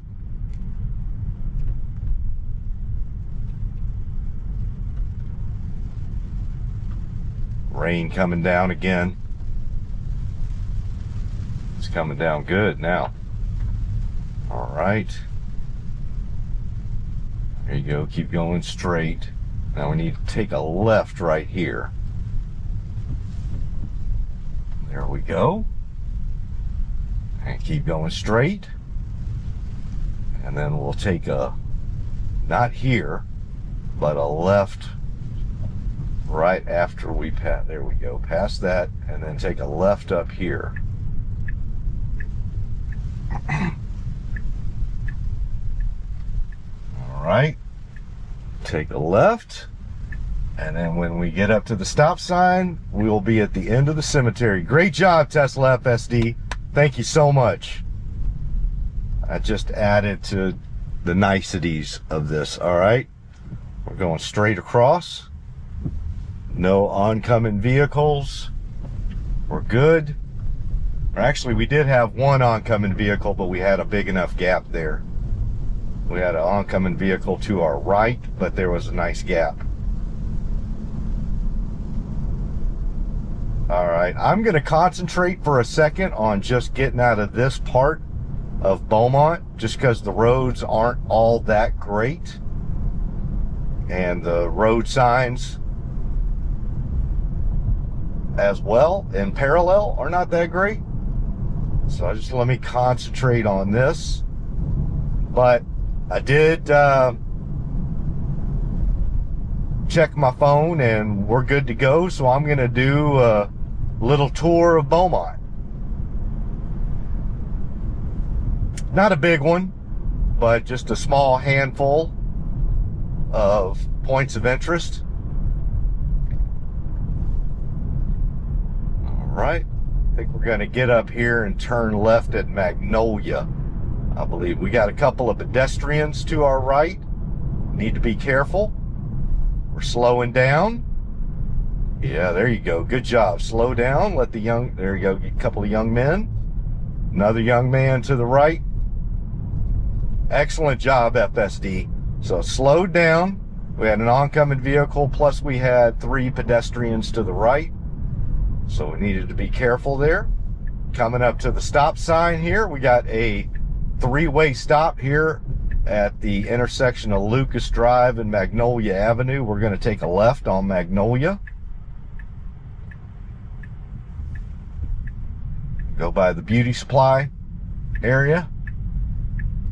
There we go. Now we're on Magnolia. This is, again, this is the one of the older parts of Beaumont right here.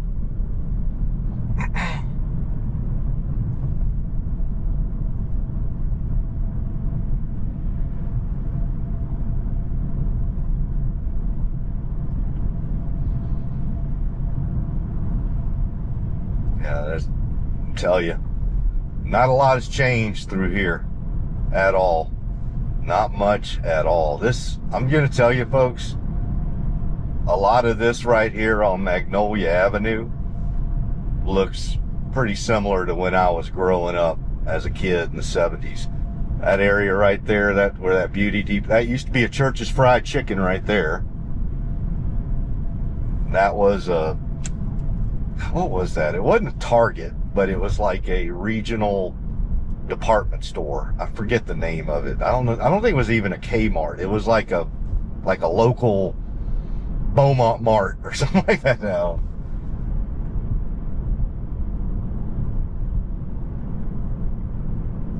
Went for many a walks through this area with my pawpaw, with my grandfather. You see these homes? They haven't changed a bit. Same homes.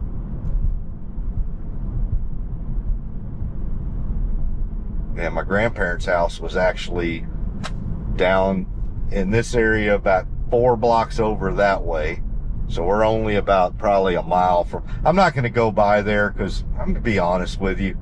You know, I just, you don't bother folks in their neighborhood unless I'm going to stop, knock on the door and say, hey, drive through in a Tesla. Maybe I'm being funny, but I don't want to do it. One of these days, maybe I'll go back to my grandparents' old house. But my mom's place, it doesn't exist anymore. They bulldozed that whole area. But yeah, this is right back through here. I used to walk up and down these streets with, here you go, Gulf Street. Back down that way. This hadn't changed a bit. Hadn't changed a bit.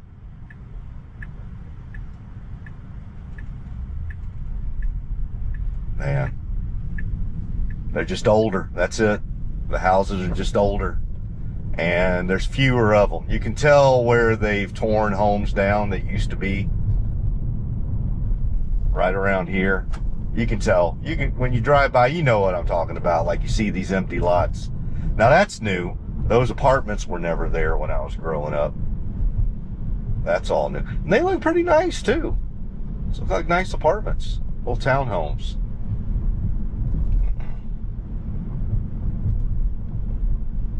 Yeah, there used to be a home right there next to this one, and there used to be homes right along here.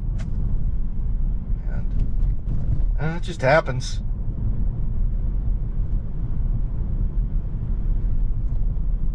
Used to be homes all along where he is. Look, they've got a little farm right over there. Like I told you, right here in the middle of Beaumont. And that's not even a half an acre. That's less than a quarter acre right there. And the fella's got a little sustenance farm right there.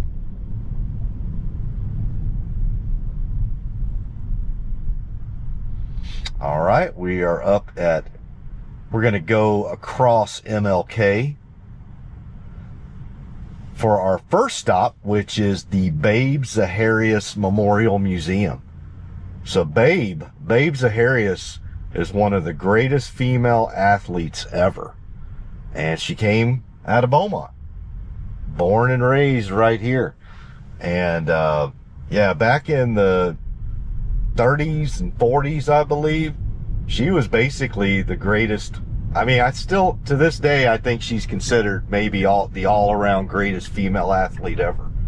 Golf, track and field, just about anything. Just about anything, she could do it. And we're not going to go inside. We'll just go to the memorial. It's not even that big, but it's been there for as long as I mean, when I was growing up, it was here. So my guess is they probably constructed it back in the 60s or something like that. Well, we'll just go by and take a gander. But yeah, it's Bade Dedriekson Zaharias from Beaumont. But yeah, she was, and I'm probably not even giving her full due, but I know for a fact she was world class in golf, world class in track and field. And when I say track and field, I mean like all of it, like decathlete type stuff. She was just one of the greatest all-time athletes ever.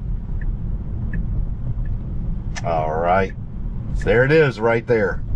Let me go ahead and exit out of that one. Oh, I just screwed that up.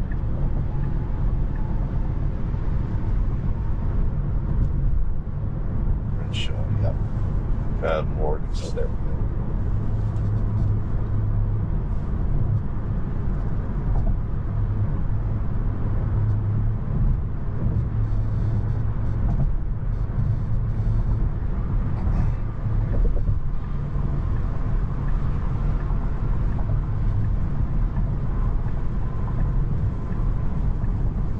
Merge it in here.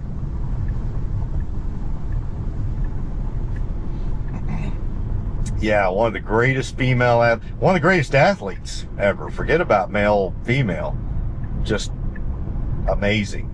And so yeah, we just drove by it, that rotunda area. Again, that place, as long as I can remember, and I was born in the late 60s, so my guess is they built that sometime in the 60s to dedicate that to her, probably right after her passing. Right, doing a U-turn here. Got some oncoming vehicles. You can be a little careful here. Got another truck coming through, but I think they're turning, so we should be good. There we go.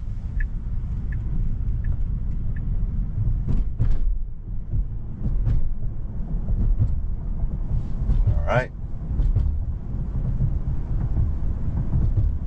Now what we're going to do is just kind of run through downtown Beaumont. There ain't a lot to it.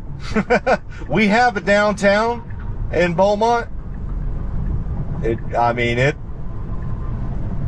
ain't a lot to it, but hey, if you're going to be in Beaumont, you're going to do just a quick tour, might as well run through downtown real quick. Still got some rain coming down.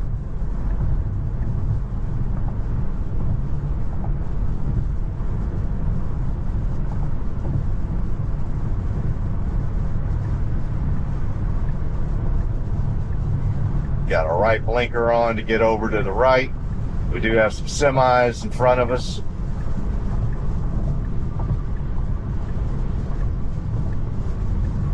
There we go. Maneuver through them very well. Yeah. All right. Got some vehicles merging in, so we need to be cognizant of them.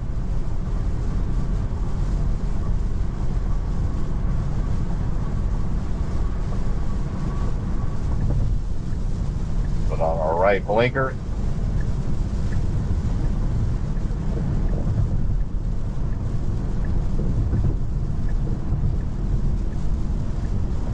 Right by a semi too. Man, it just handles so good. All right, you can see downtown in front of us. Like I said, ain't a lot of it, but we'll go by. Why not?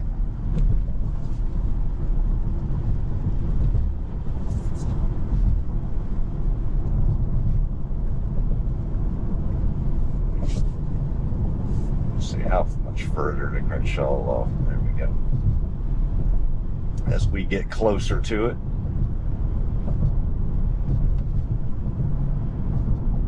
Coming into downtown Beaumont.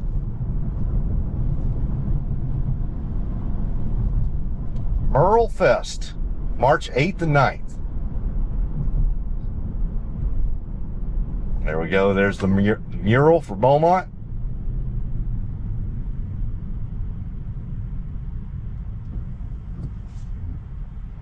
Got one of the churches over there. I think that's the Methodist church right there.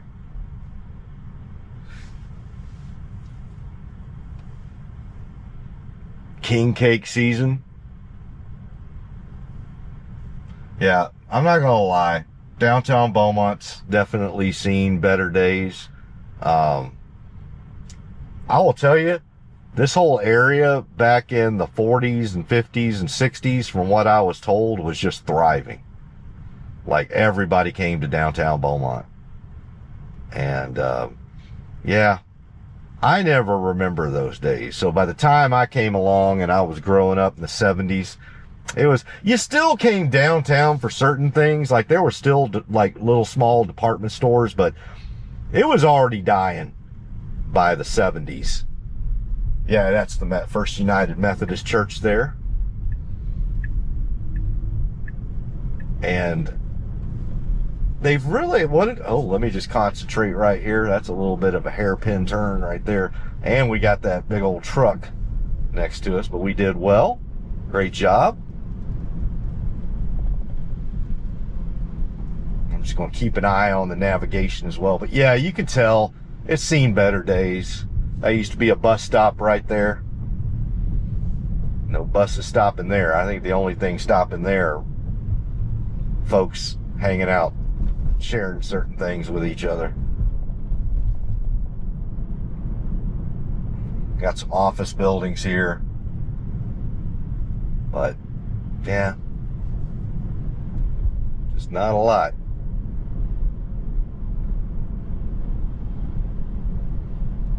Get ready to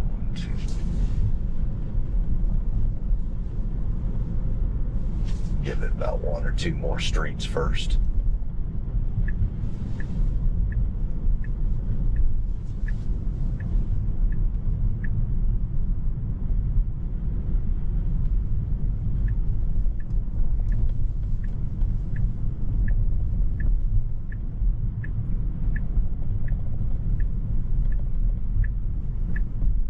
Right, come up to College Avenue. I'll make a loop around. See the other end. Definitely see like they're trying to revitalize it a bit. We got some nice art going on. All right. Orleans Street here. We got a green, but they've got the right of way, so you got to let them through first. There we go. Hotel Beaumont up ahead. City Hall. Nice mural there.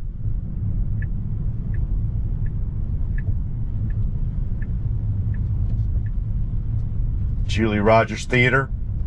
Been there quite a few times as a kid. Another one of the churches. A Tesla. Look at that. Got a Tesla in Beaumont. A nice Model Y there. Yeah, that building gone. And that's a pity, because that is an old building there. But look at Crockett Street. They're trying to revitalize that a bit, but it's tough. It's tough. You can see all these buildings, not a lot going on, boarded up here. One of the biggest building in downtown Beaumont that's boarded up.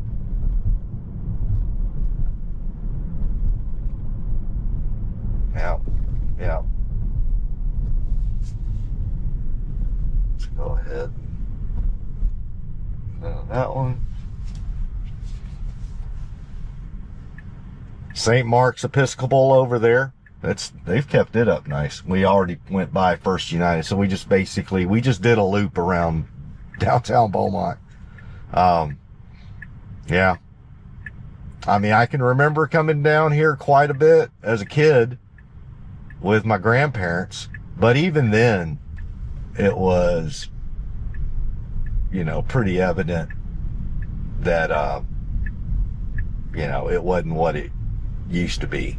I think the 50s and 60s were really the heyday for downtown Beaumont. 40s, 50s, and 60s, after the war. So basically after World War II and then up through the 60s was really a heyday for through here. But yeah, like I said, I mean, by the time I started having memories in the early to mid 70s, it didn't look anything from like what my grandparents said it used to. And it just kept going down. Probably the worst I ever saw. Like, it actually looks better today. Probably the worst was in the 90s. Like, by the time you got to the, you know, because obviously you had the 80s where it wasn't just everybody leaving Beaumont, you know. Again, we're continuing to go through the outer parts of downtown. Got the synagogue right here. Jewish synagogue. Glad to see it's still going good.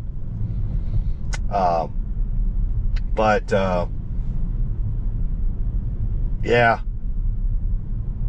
the crack epidemic and just drugs in general tore it apart in the 80s and 90s. And then, yeah, about 20 years ago, I would say, they started trying to revitalize some of it. But part of it is that so many people have just moved away from Beaumont, moved away from this area and gone on to Houston or Dallas or Austin, right? So if you come to Texas today, you know, or even if you're, you know, a young, ambitious kid in this part of Southeast Texas, you're going to just have way more opportunities in Houston or Dallas or Austin. And so, you know, you get the drain on it. I mean, I'm a good example. I left in the mid 90s. We are going by the McFaddin Ward house. That's another point of interest. So we went to Bade Dedriekson Zaharias, went through downtown. Now we're going to run by the McFaddin Ward house. That's just one of those old homes in the Beaumont area. One of the wealthier families, the McFaddins, going way back in the history of Beaumont.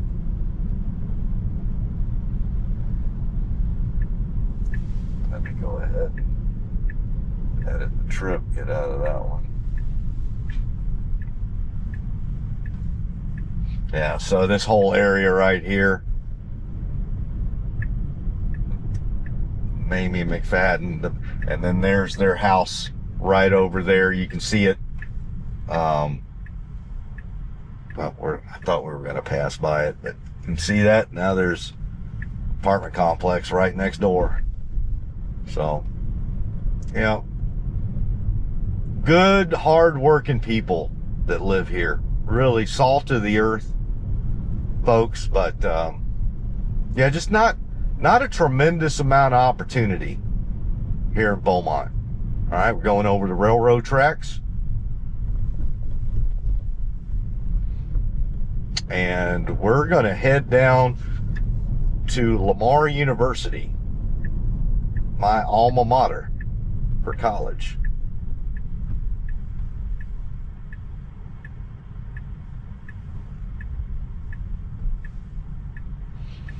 All right, we're going to turn right on MLK right here, but we do have oncoming vehicles that we need to wait on.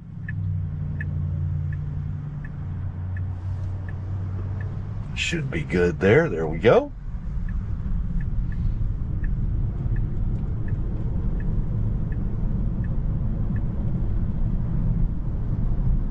Yep, so that was, saw downtown, saw the McFaddin Ward house, Mamie McFaddin, and again, just one of the older families in the history of Beaumont, this area. And talking about that history of Beaumont and the McFaddins and all that, after we run by Lamar University, and we're just going to run by it, we'll go out to Spindletop. And so Spindletop was the first big oil gusher in Texas.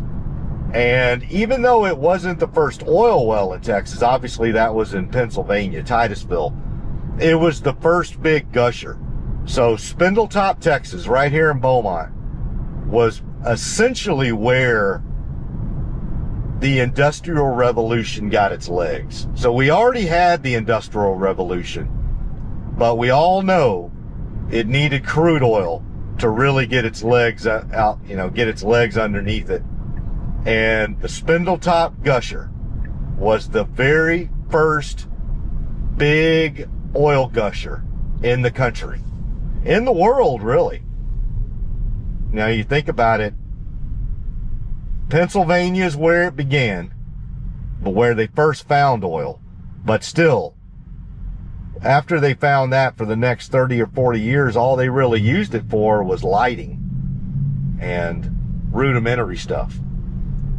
And when they hit the big gusher here in Beaumont at Spindletop, that's when it was on. That's when it's like, holy crap, how far does this thing go? And lo and behold, you get the East Texas oil field. So that, where they got the Spindletop here, they found that field stretched all the way up the East Texas piney woods. And at that point, it was on. And we became the powerhouse that we are today, in a large part because of that little bitty oil gusher over there about 5 miles from here.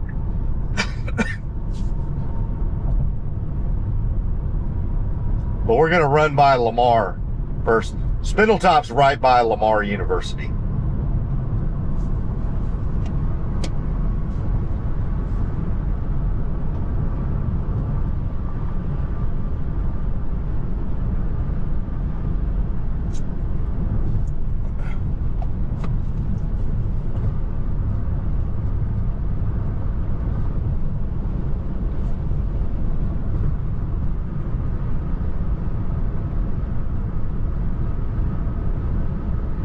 Should be coming up on it here pretty soon. Yep.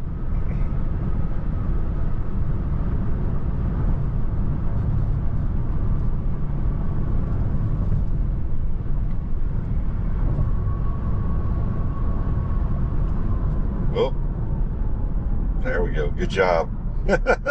Don't run that. Good job.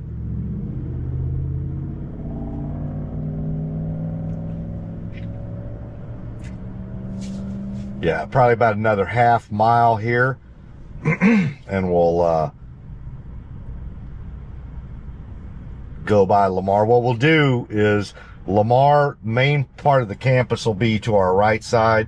We'll do a loop around, see the football stadium and the basketball coliseum, loop around that, and then head over to Spindletop, and then we'll be done. And head on back home.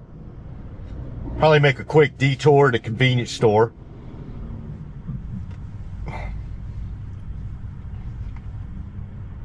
Because I am going to need to visit the little boy's room in the not too distant future.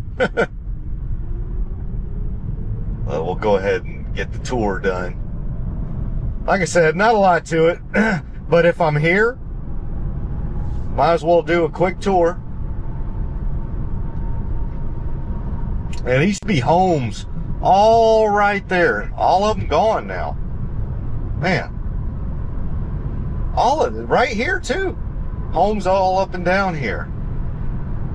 It's gone.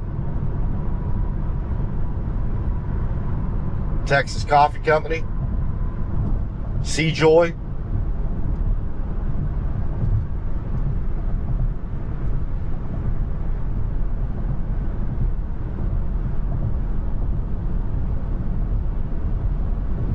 Got a refinery over there and over there. So yeah, we're the only four-year university right next door to a refinery. You got Lamar Tech right there, and then there's Lamar University, my alma mater, to the right.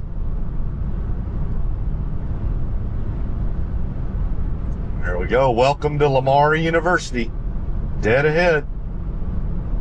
There's the School of Business, where I hung out many a day. There is the Montaigne Center, or the Natchez Arena now. That's the basketball stadium. And there is the football field, Provost Humphrey Stadium.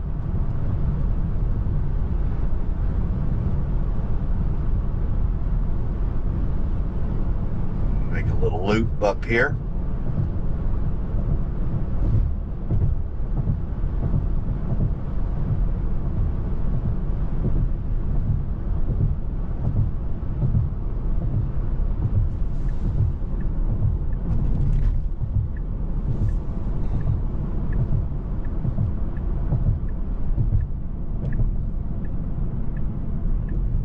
As soon as we make that loop,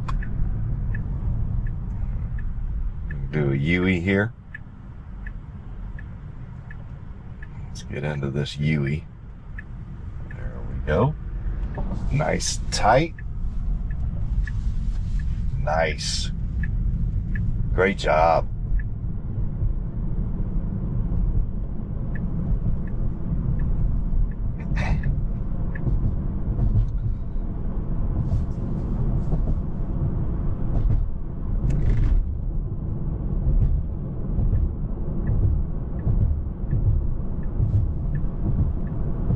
Yeah, it's not the biggest school in the world, but it's a great school. I loved it. I loved every minute that I was there. Okay, yeah, did that quick. There you go. There's the entrance to the Lamar Athletic Complex. There's our football stadium. Right there. Nice stadium. And then right next door is the basketball coliseum. That stadium is new. That's only been there for probably about 10 years. That was not there when I was going to school. The basketball stadium was, Montaigne Center was, but that football stadium, that's nice too. Very nice stadium. There we go, Lamar University. That is the main welcome center right there. Library straight ahead, the 5 or 6 story building right there. I've spent many an evening in that library. Not a lot of kids on campus. I think it's spring break this next week, isn't it? So yeah, you don't see a lot of kids out here.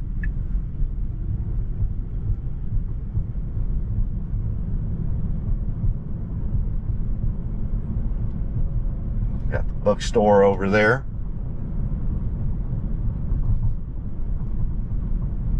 Some of the engineering school.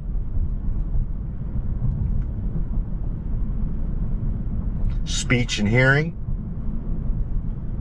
So yeah, it's a good school. I mean, and there's some of the dorms back over there. Y'all can't see it, but the dorms are right over there. In fact, I think that's one of the newer. I think that's a dorm, or is it? Is that a Wayne Rio building? But I think that may be like pre-law or something like that. But that's a newer building. It's nice too. All right. Gonna go take a right here. We are headed to Spindletop. There's the baseball field over there. Got a crosswalk. Got some pedestrians at the crosswalk. Letting them across. Absolutely.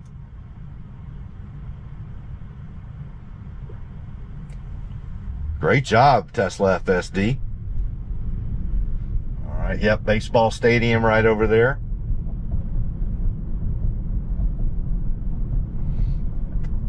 More of the campus right over here.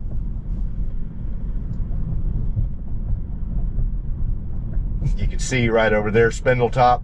Kind of, I mean, I don't know if you can see it or not. My head may be blocking it, but let's see.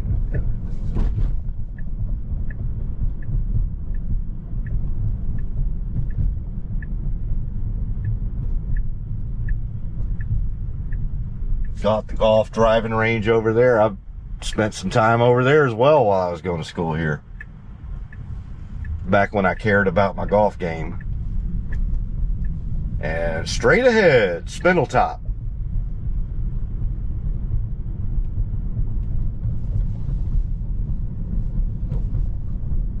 I just exit out of, oh Lord.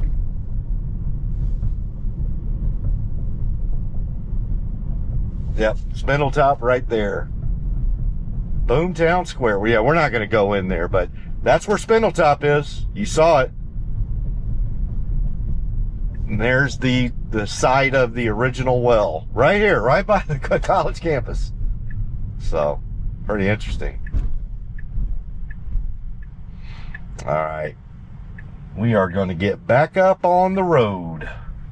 So that, well, let's make sure we get around this road construction here. Gladys City, Boomtown. Like I said, that's where, excuse me, the Industrial Revolution got its legs. I mean, everything else was there, but you needed oil to give it its legs. All right, let's concentrate right through here. All right, got to stop right here.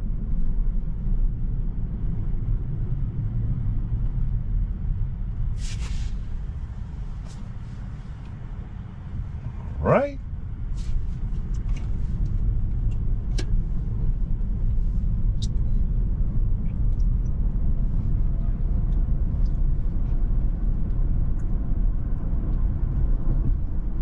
All right. Get up on 287 for a little bit. Got to merge. There we go.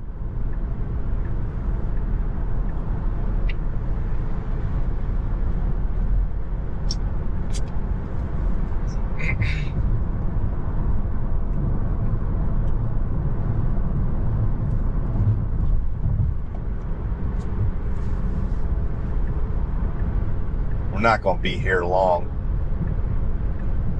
About 3 miles. Should be, if I remember right, Highway 90 cuts right off of this, I'm pretty sure.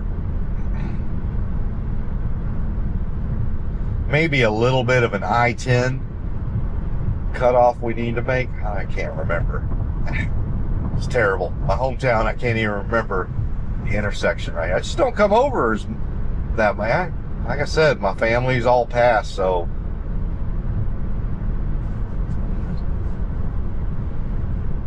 But I saw him today. It'd been a while. But I came by and said, hey.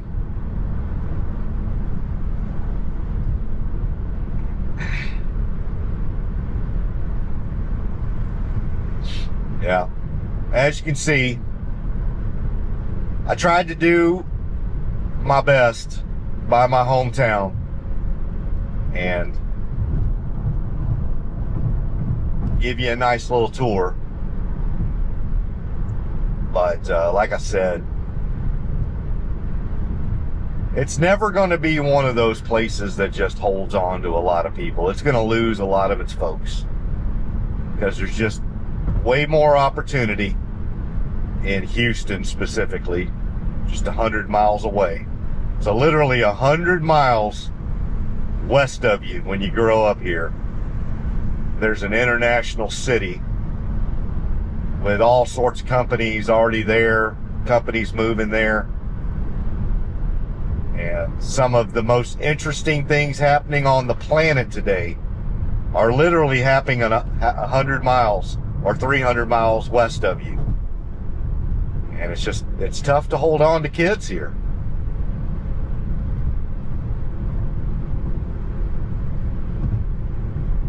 You know, get them educated, do right by them, and quite honestly, you probably want to see them go to Houston or Dallas or Austin. I know my grandparents and my mom were sad to see me go to Houston, but they knew it was the best thing.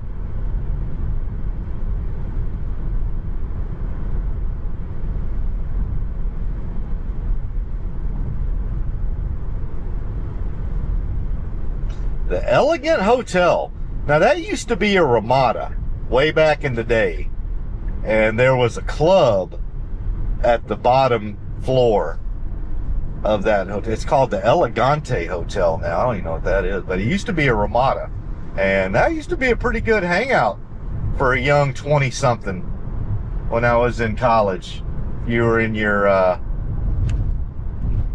low to mid 20s. That was a great little hangout.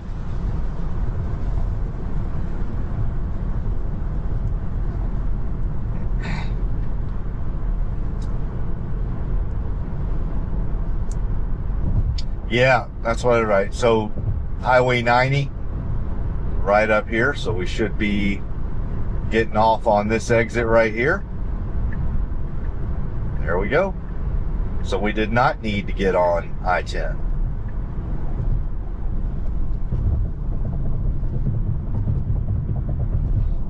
Come through here, and we will need to go underneath the bridge.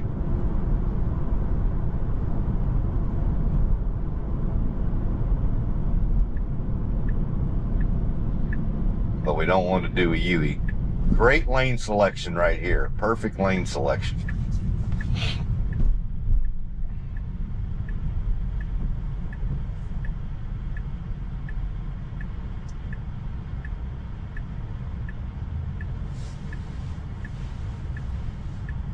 So what I've got in there right now is we're going to go ahead and get on Highway 90 right here. Head out of Beaumont. So we'll be, I think Beaumont's another good 3 to 5 miles down Highway 90 there. And once we get out of the outskirts of Beaumont, I've got a convenience store, Big D's, in the navigation, and we'll make a quick pit stop there. And then after that, I'm actually going to have it navigate on back home, but I'm going to have it go by the Tesla Supercharger in New Caney just before heading home, and then we'll be done for the day. Nice little jaunt over here to Beaumont, Texas. All right, making our left turn underneath the bridge.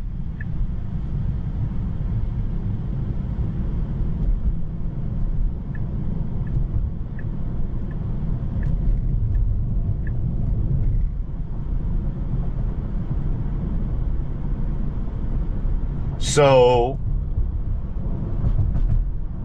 and I just noticed it picked up the right speed limit. So what I would say coming over here, what we noticed is it did a really good job of picking up speed limit signs in the little towns and in the city centers. So like right through here, it's picking up all the right speed limits.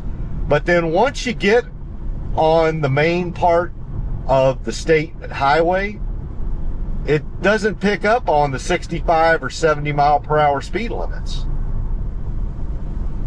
Now, like I said, due to the fact that I've got it set to the maximum 50% max speed offset, it has not presented any sort of issues whatsoever. But it's just something to note that it is not picking up on that. Right. We are still in Beaumont, heading out from the west end of Beaumont. So we've been to the north end. We've been to the west end. We're in the west end right now. We were in the north end. That's where the cemetery was. So when I went to go visit my mom and my grandparents and my uncle, that was the north end of Beaumont. We went downtown, which is in the middle. Downtown is the middle and east part of Beaumont, because downtown is where the Port of Beaumont is. So downtown and the east part are the same. And we went to the south part of Beaumont. That's where Lamar University and Spindletop are. Now we are back to the west end of Beaumont. So we have been north, south, east, west, downtown, all of it. The only thing we really didn't do is kind of like go through any neighborhoods in Beaumont, but quite frankly, yeah, actually we did. When we were leaving the cemetery, we drove through one of the neighborhoods there around the north end, pretty close to where my grandparents' old house was. Got some more rain coming down. Gonna get over to the right.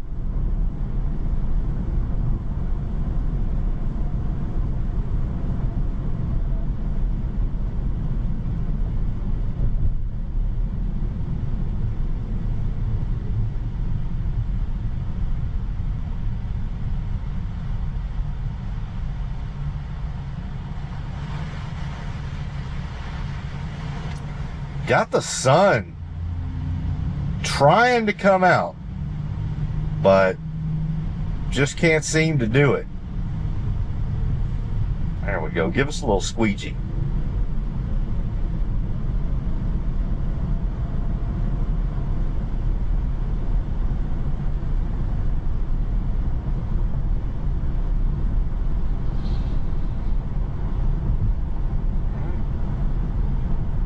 Continue into, oh, looks like we're going to need to get over though. I saw a, there we go. See, you can see the right turn only sign right there on the street, and it's getting over. Look at that. That's pretty interesting. So there's no right turn. It's only on the road that it says right turn only until you get right up at Dowling. Look at that. That's pretty cool. I don't know if that was in the navigation or it read that on the road, but that was actually pretty good.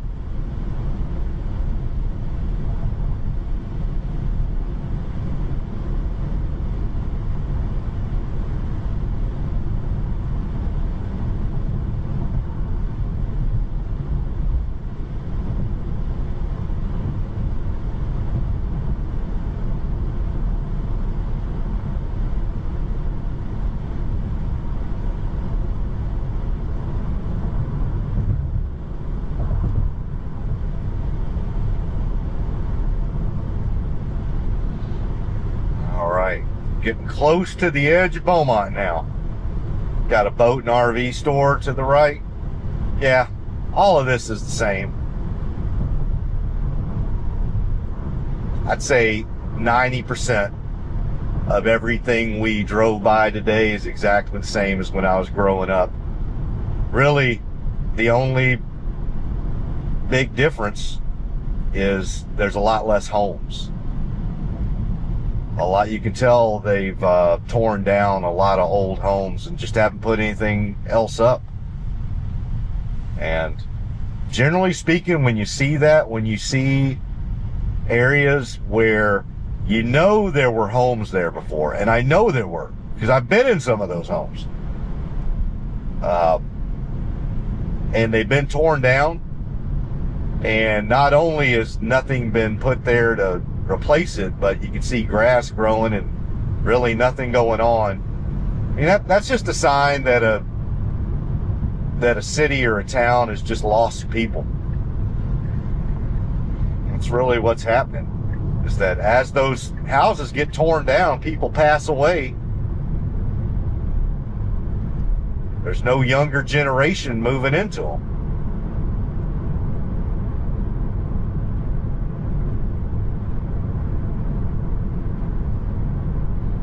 All right,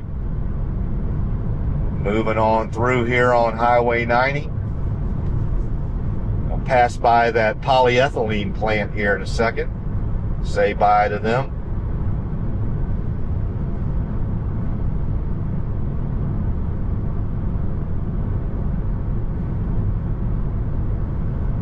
We are, let's see if it picks up. Right now it's got the right speed limit sign. Let's see if it picks up this 65. And it did not. See? It's just not picking up on the speed limit signs on the main road, on the main highway. But yeah, we're going 72 and a 65, so we're fine. We're doing great. I mean, you're not going to argue with that speed selection. We're going along with traffic here.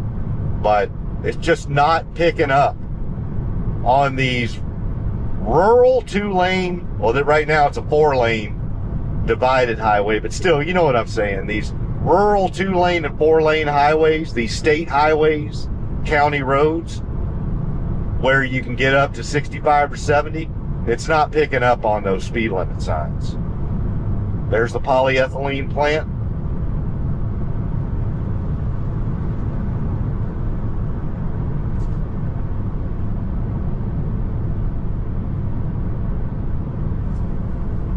Going 74, we're doing good. Beaumont polyethylene plant.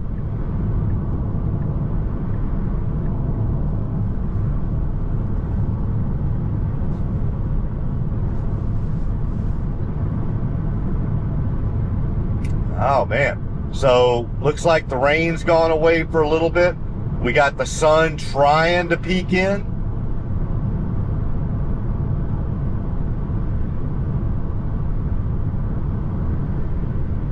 Look at that. 76. 77. I mean, we're doing great. This is awesome. The speed selection is perfect through here. But it's not picking out. Here we go. 75 mile per hour speed limit. But let's see if it picks it up. Nope. We're still at 55. But yet, we're going 80 right now. We're going 80 and a 75. Not bad at all. So, FSD is making the right speed selection decisions, but it's just not picking up on the right speed limit signs.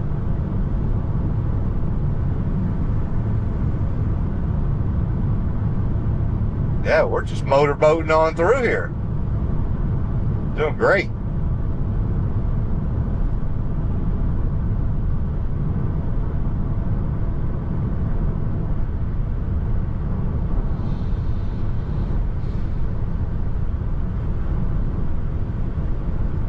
About another 9 miles here. We're gonna stop at that convenience store on the side of the road, because I do need to take a little tinkle-tankle, get another refreshment, and then head on back to Porter, New Caney in northeast Houston.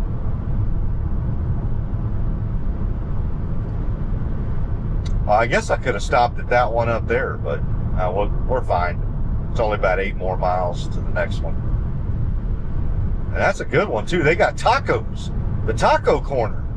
And Dickey's barbecue. But, yeah, nope, I'm sure there's folks out there that love Dickey's barbecue. Just not for the kid.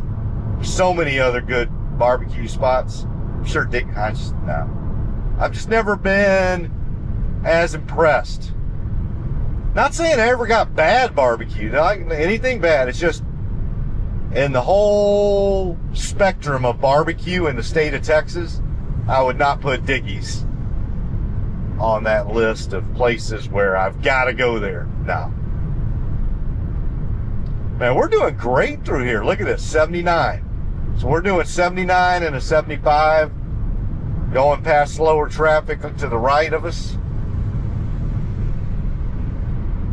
Perfect. Not slowing down any traffic behind us. Maintaining a gap with the traffic in front of us. We're just going along perfectly right now. Even though it doesn't have the right speed limit. It's literally 20 miles per hour below what the actual speed limit is. It's showing 55. We're actually in a 75 mile per hour speed zone right now. And yes, there are many highways throughout Texas where the speed limit will be 75, 80 miles an hour. All right, we're coming into China, Texas. Population 1,260.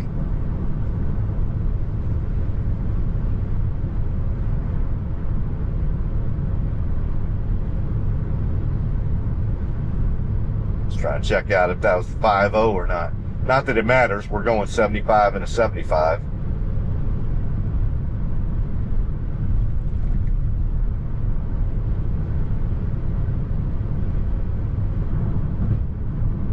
About another 6 miles.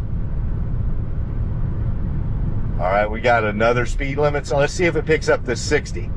And it does. See? coming into these little towns, it picks those up. Now let's see if it picks up this 50. Bam, picked it up. Well, I guess if you're going to err on picking one up, not the other, pick up the one that's going into the little towns. Now that used to be a convenience store right there too, but looks like they shut down. Old church over there, old Catholic church, Our Blessed Lord, Lady of the Sorrows. Now we got a 55. Let's see if it picks that 55 up. Yes, it does.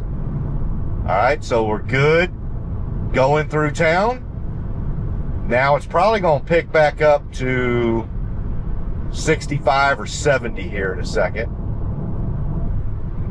Not yet. Still got a 55 right here. So we're good. But now we got a 65. Let's see if it picks up that 65. No, it did not. I think we're seeing a theme here. I think we're seeing a theme.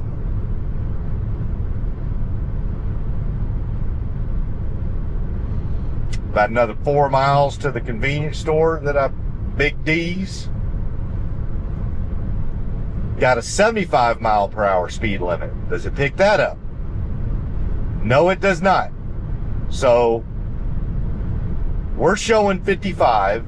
It's actually 75. Yet we're going 79 miles an hour. We're good to go.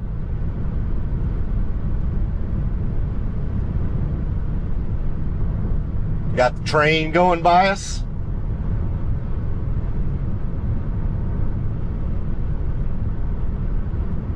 Man, FSD is just, I shouldn't even say it. I'm going to say it. It's been doing so doggone good today in rural southeast Texas.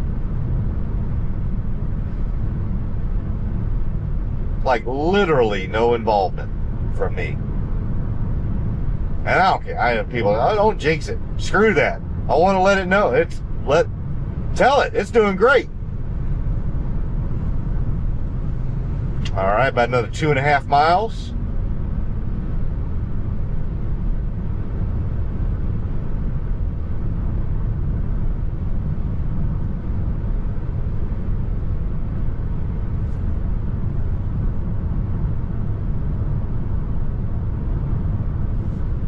Yeah, so we're coming up on a place called Nome, Texas. N-O-M-E, Nome. And don't blink. I want to say Nome is less than 1,000 people. Maybe they'll have a sign up to show the population, but I want to say at one point it was like 500 or 600 people.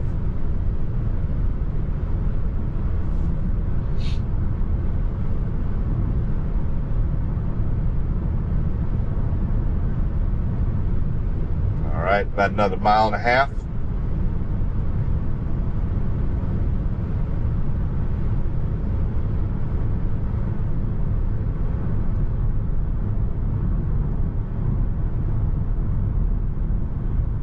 Or actually, let's see. Interestingly, it's right there. It's at the intersection here of Highway 90 and Sour Lake Road. Let's see what the population of Nome is. Nome is 469 people. 469. So there it is right there. There's Big D's. But what it wants to do, it's going to do a U-E up here to get there, which is interesting because it could have taken a left right there. I don't know why it didn't do that, but it wants to do a U-turn up here in a little bit. Huh.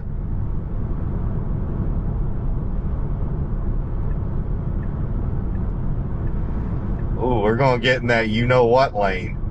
Oh, no, it's not. It isn't one of those you-know-what lanes. It's a dedicated... Okay, well, let's see how it can do. It'd rather do this, but now we're going to have to wait on oncoming traffic. Or maybe we're not. All right. Well, it did not do a U-turn.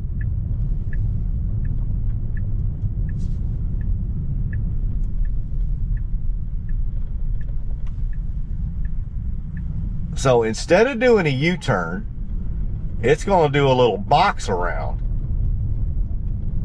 So this was not the most efficient way to turn into that convenience store, but let's just see if it gets us there. I think it will. Yeah, we're in Nome. So I gave you a tour of Beaumont.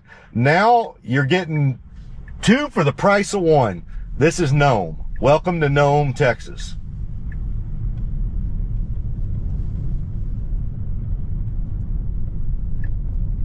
Yep, we're going to take a ride up here on Highway 90. Let's see how we do up here. How's our vision? That's pretty good. Should be able to go, no oncoming vehicles. And there we go. So it would rather do this box around Nome to come up there than to either, it didn't want to take a left at the light and try to get in that way. I don't know why. And it didn't want to do a U-turn. We could have done a U-turn right there. But instead, it wanted to do a box around Nome. Maybe it wanted to show us Nome, Texas.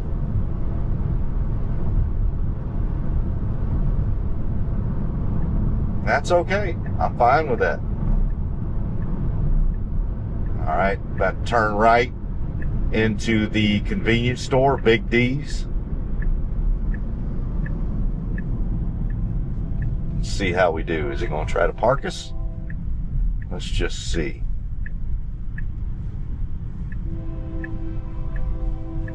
Yeah, it is.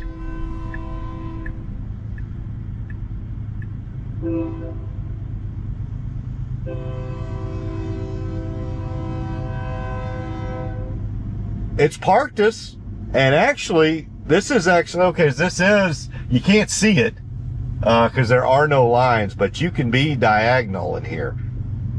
But it's not, it doesn't act like it's done yet. Probably because there's no lines. It's still trying to figure out like where, maybe it's trying to create lines or something. I'm sorry, babe, you ain't gonna find any lines here. This is Nome, Texas. Yeah, I'm gonna go ahead and shut it down. I'm gonna run in there and use the little boys' room, get another refreshment, and then we're gonna get back up on the road and head home. All right, everybody, see you on a little bit. Bye. All right, everybody, back in the Tesla, done at Big D's convenience store. Let's hit the road. All right, put on the rear camera. Backing up.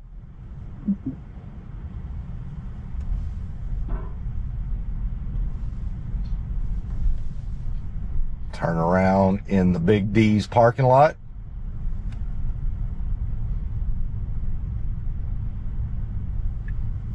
Put on the left blinker. Good to go. Come up to Highway 90.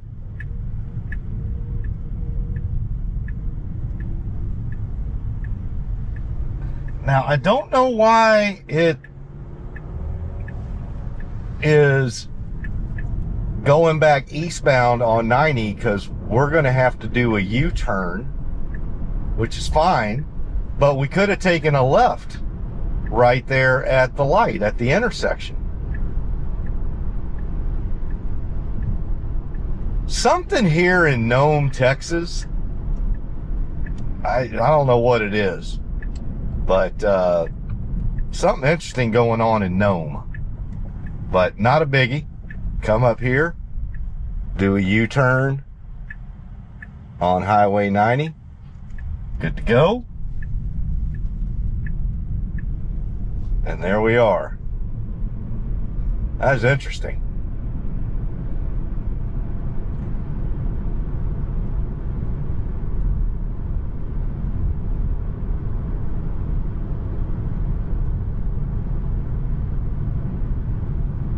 Got a stoplight.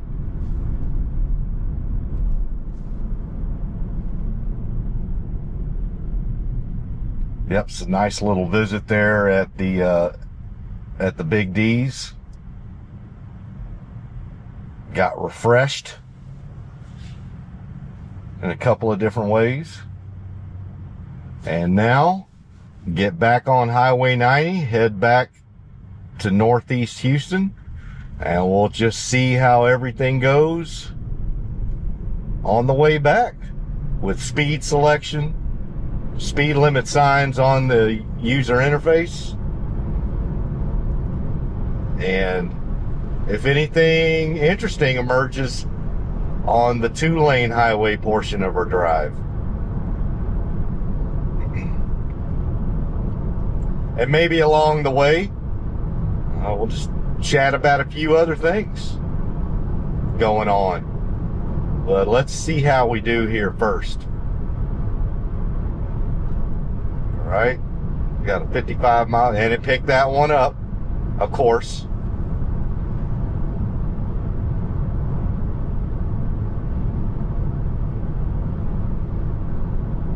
Moving on through Nome.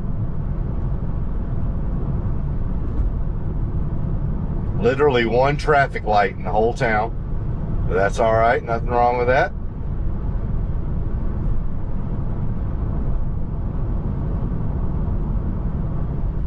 There we go, we're leaving Nome, population 469 people.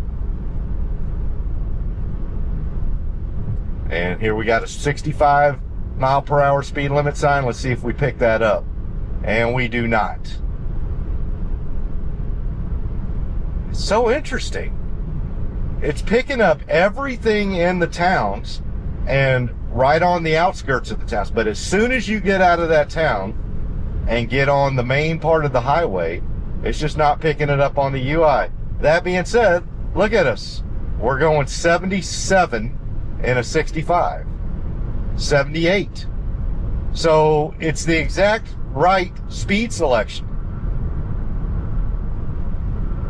All right, we got another chance. 65. Nope.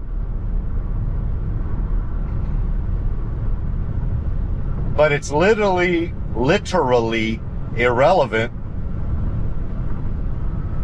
to our speed selection and the comfort of the speed. We're going the speed I would go through here right now. 79 and a 65. That is absolutely fine on these rural Southeast Texas highways. And we're getting over to the right because we have faster traffic coming up behind us.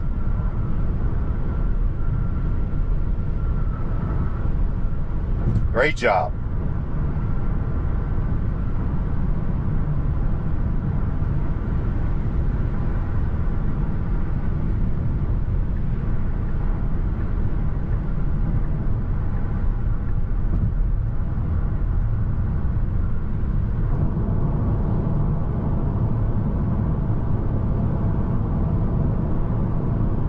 Going 81, basically matching traffic now with the car in front of us.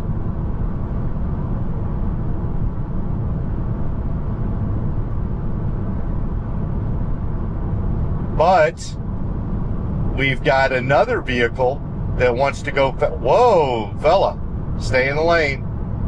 Watch where you're going. We've got another vehicle coming up to our right who is going faster, so we should have stayed in the right lane for them. But again, sometimes I think I don't know. It's just a look, because it obviously does a great job of getting over to the right, but it's just slower about it. And a lot of times folks are just like, screw it, I'm going to go around you. Now, once they get up a little bit further, we should be good getting over in the right lane. But as you can see, I wanted to, like, all the folks that comment to me about left lane versus right lane, I'm telling you, on these rural Texas highways, there's literally no concept like that of a left passing lane. People use both lanes equally. It's just, it is what it is. You see it right here in front of me.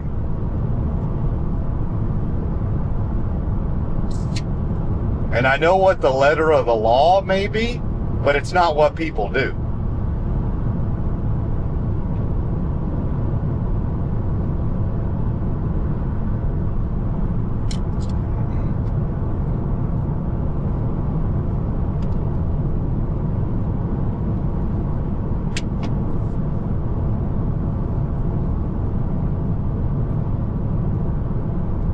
in fact, when I did look up the laws on that, they use language like should,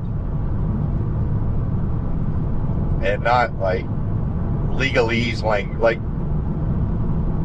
when you're going by legal, like actual traffic law, the word should doesn't have a binary thou shalt meaning to it. So in other words, you can't be ticketed for something that said you should do this in most scenarios. So I don't know. So even on that, but I'm telling you what people do on these rural highways is they just use both lanes.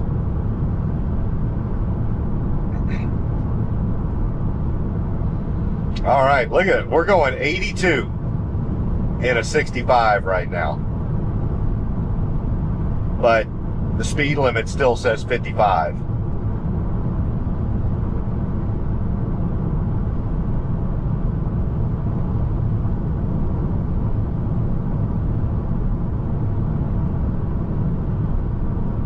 And we're pretty much staying along with traffic right in front of us. They're all going about the same, you can see. They're all going about 80 plus, 80 to 85.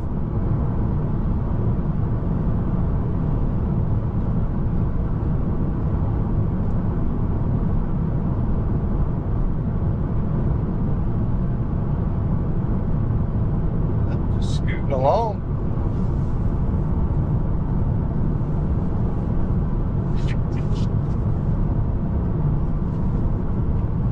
Let's see. Well, now that we're kind of just nestled in here on a state highway and don't have much traffic in front of us, absolutely nobody behind us,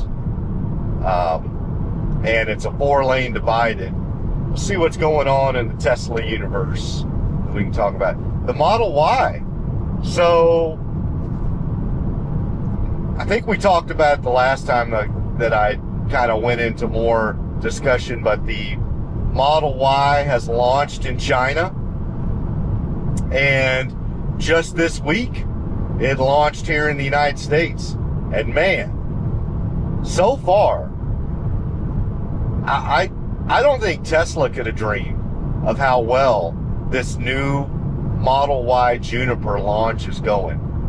200,000 orders for the Model Y in China.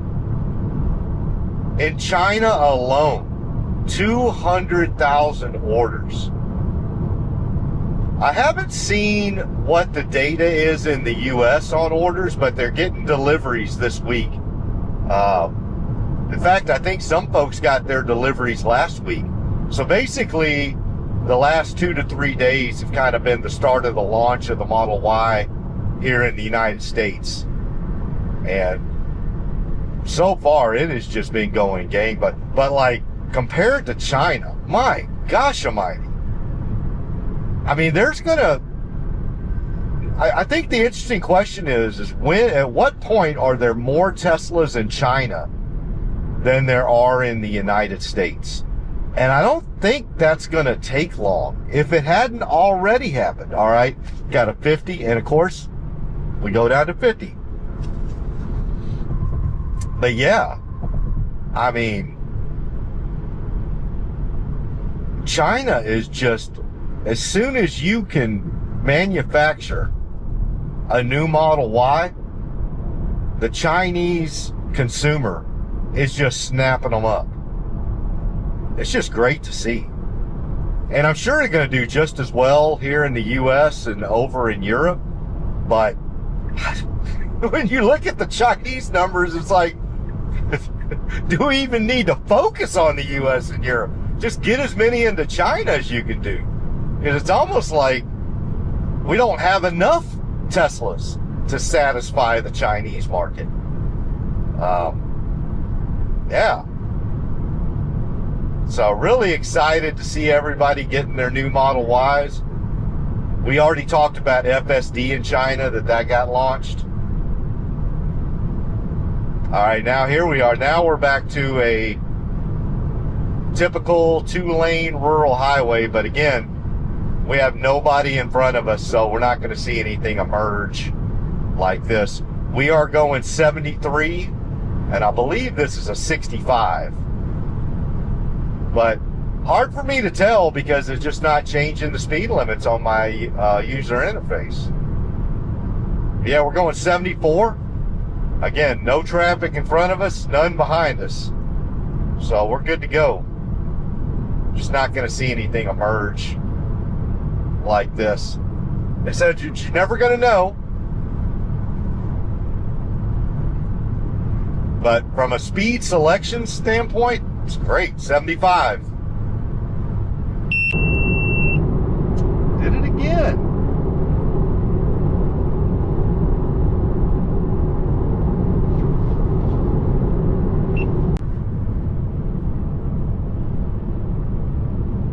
I don't know why it keeps going out on me.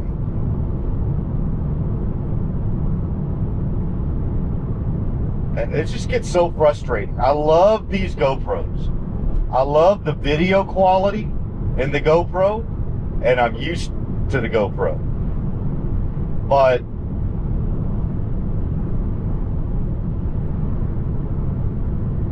man, it just constantly like that. I don't know how many, that might be 6 or 7 times that this middle GoPro has gone out on me.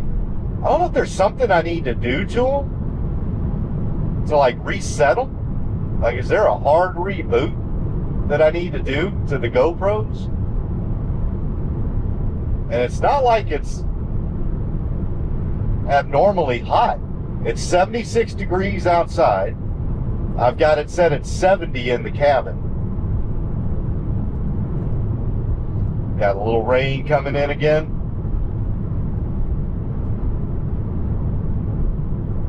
Good speed selection. Going 75.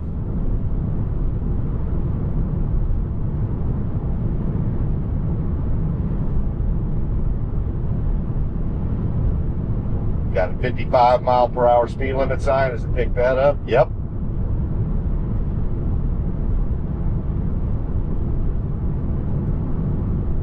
Slow it down a little bit. 50.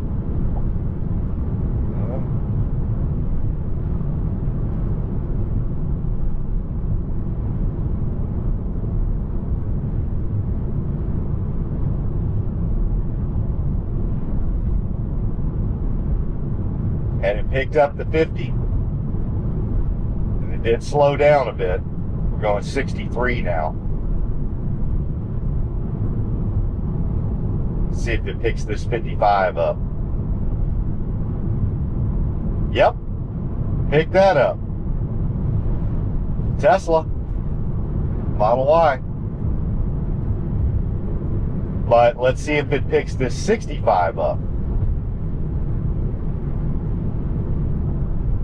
Nope. But again, we should be good. Our speeds, it should not impact our speed selection. But it's still so interesting that it's not updating.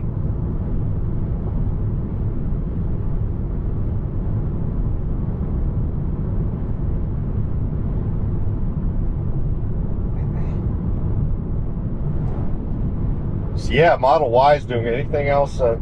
Yeah, so mentioned China, 200,000 orders. Just try to get all those fulfilled as much as we can. One thing I will say, and folks have mentioned this on X and YouTube and other, we're slowing down a little bit here. But, you know, it is going to create a downturn for Q1 for Tesla, because you got to remember, the Model Y is the best-selling vehicle far and away for Tesla. I mean, I've even heard some folks say it, like, for all intents and purposes, yeah, the Model 3 is great. That's what I'm driving. I'm driving a Model 3, and they sell great. But the Model Y is far and away the bread and butter. It is the Model Y is the cash cow for Tesla. That's where they make their money. Everything else is just really to kind of have a little more variety. Let's be blunt. The Model S and the Model X is a rounding error. Like, literally, you could not sell Model S's and X's for an entire quarter, and you wouldn't notice barely in the financials. Even the Cybertruck. Cybertruck's great, but the Cybertruck is just to have more variety. The Model 3, obviously, there's more volume there, but make no mistake about it.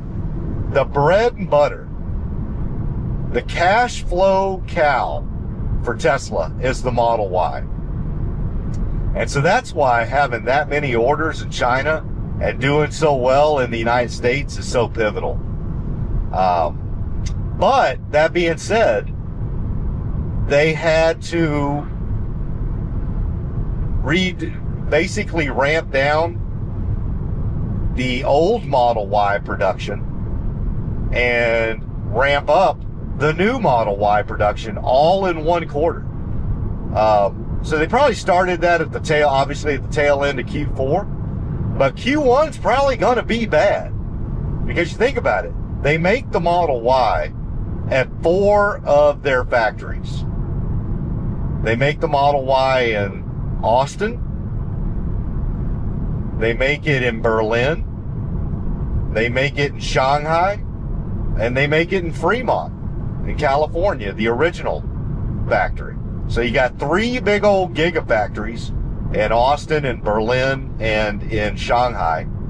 And then you've got, it's not a gigafactory, but you got the original factory in Fremont that's also charging. And all 4 of them had to do this round. All right, let's see what we're doing here.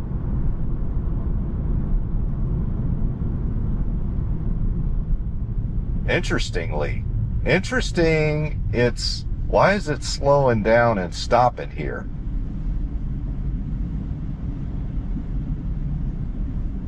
Now that's interesting. It did not need to stop for that yet. There was a red light to the left, and we did have a pedestrian that you could see coming from our left and then circled, instead of going in front of us, came around us. And so I don't know if we were slowing down because of that pedestrian on the bike as well, but we did not need to slow down that much. That was interesting. Let's see if it picks up this 65. It does not. So going back to our Model Y discussion, yeah.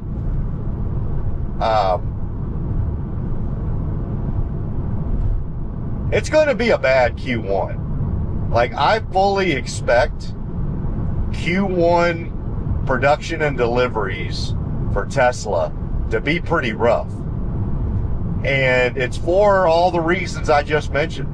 Model Y is their bread and butter. It is far and away their number 1 selling vehicle. And also you got to remember, the Model Y is the best selling vehicle in the world of anything.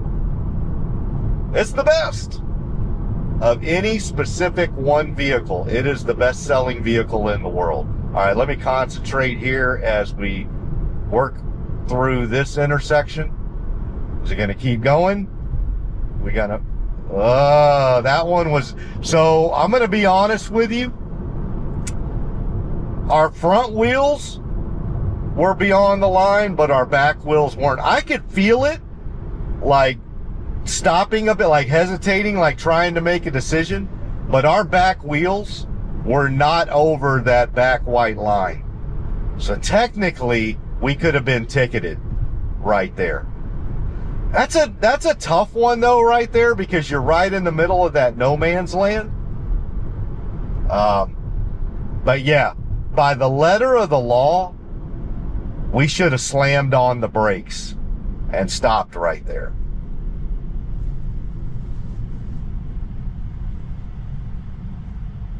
All right. So that was The funny thing is, if you would ask me, do I think I need to intervene? Absolutely not. Like, I don't know if we had a vehicle right behind us, but quite honestly, the safest thing to do in that scenario where it's literally turning on you as you go through is to just go on through. And if you get ticketed, you get ticketed. But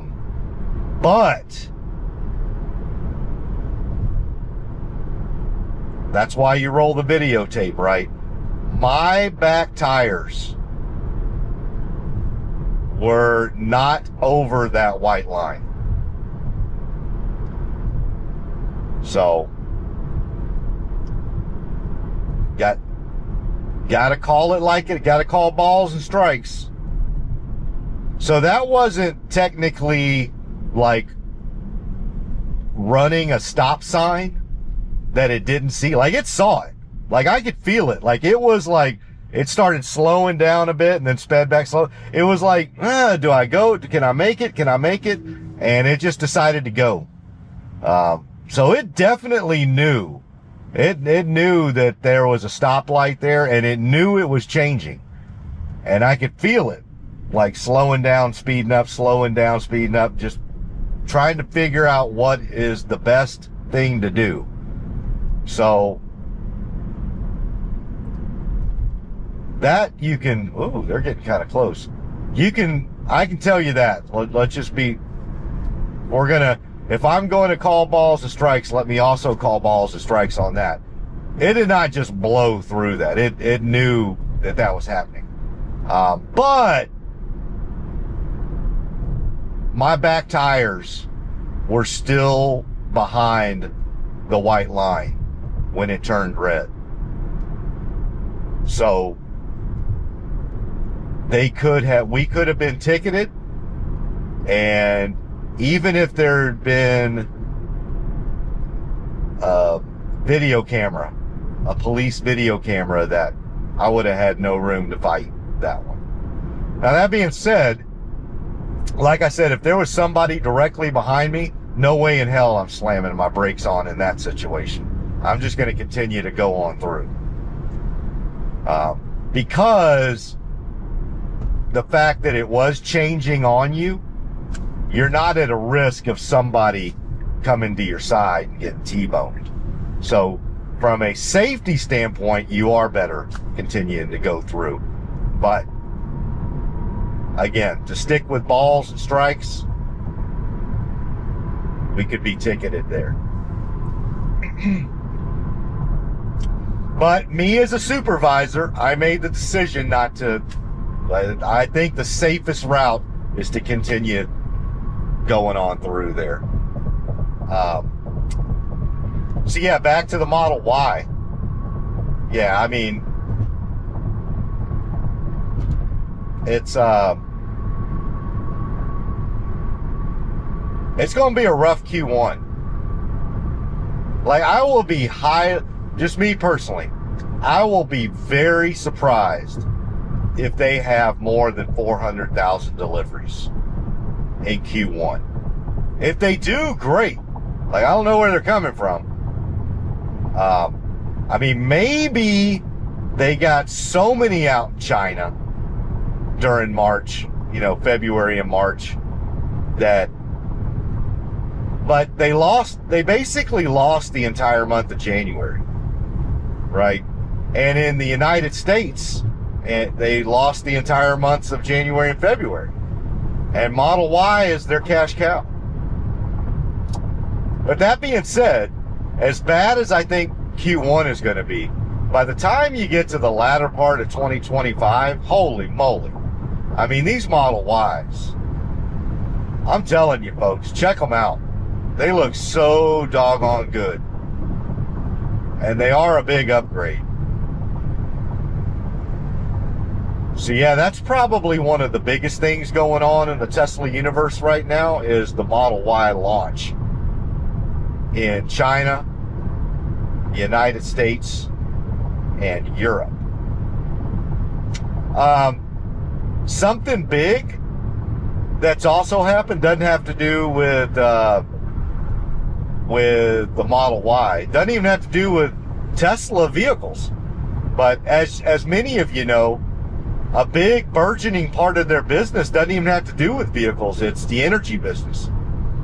And so Tesla is about to open up a big new mega factory in Houston, my neck of the woods.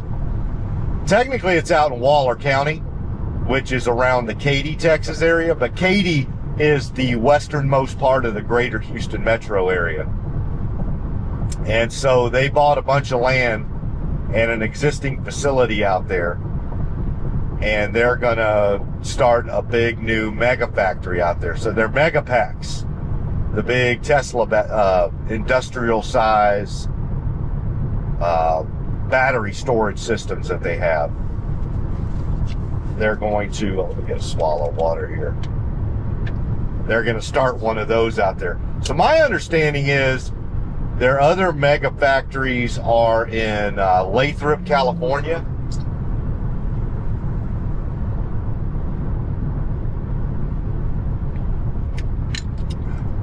And I think Nevada. Although I don't know if the Nevada place, the one near Reno, if that is just batteries for Teslas. Because I know they have like that joint, I think Omar was talking about it. They have a facility in Nevada with Panasonic, where Panasonic works with them in that facility, and they make batteries for Tesla vehicles. The factory in Houston is just going to be a mega factory, at least for now. It is going to be building those big old mega packs, the battery storage systems that they put together for companies and industrial use. All right, we're moving through Liberty, Texas right now. And I'm maneuvering around trying to find the path of least resistance.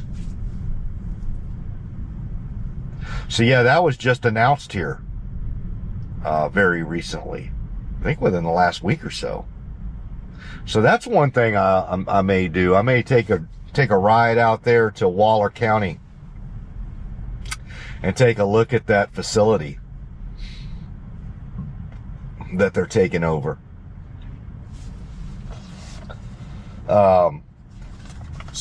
Staying with Tesla vehicles. So we talked about the Model Y launch, and whoa, Lord have mercy. We just saw an almost collision right there. That Sonata was coming through hot into the Dairy Queen. My gosh. But Tesla's more affordable vehicles. So obviously the Model Y is their number one vehicle by volume. But let's just be blunt. There are a lot of folks, unfortunately, who just cannot afford a brand new Model Y. I mean, it's a, you know, at the end of the day, even with the federal EV tax credit, which is good, which is $7,500. Well, I thought that Sonata was going in. I don't know what they're doing. Hopefully they don't come out right in front of us too. But you're still talking about a vehicle that, depending on the trim you get, and if I may be mistaken, but I think there's at least 3, maybe even 4 trims of the Model Y.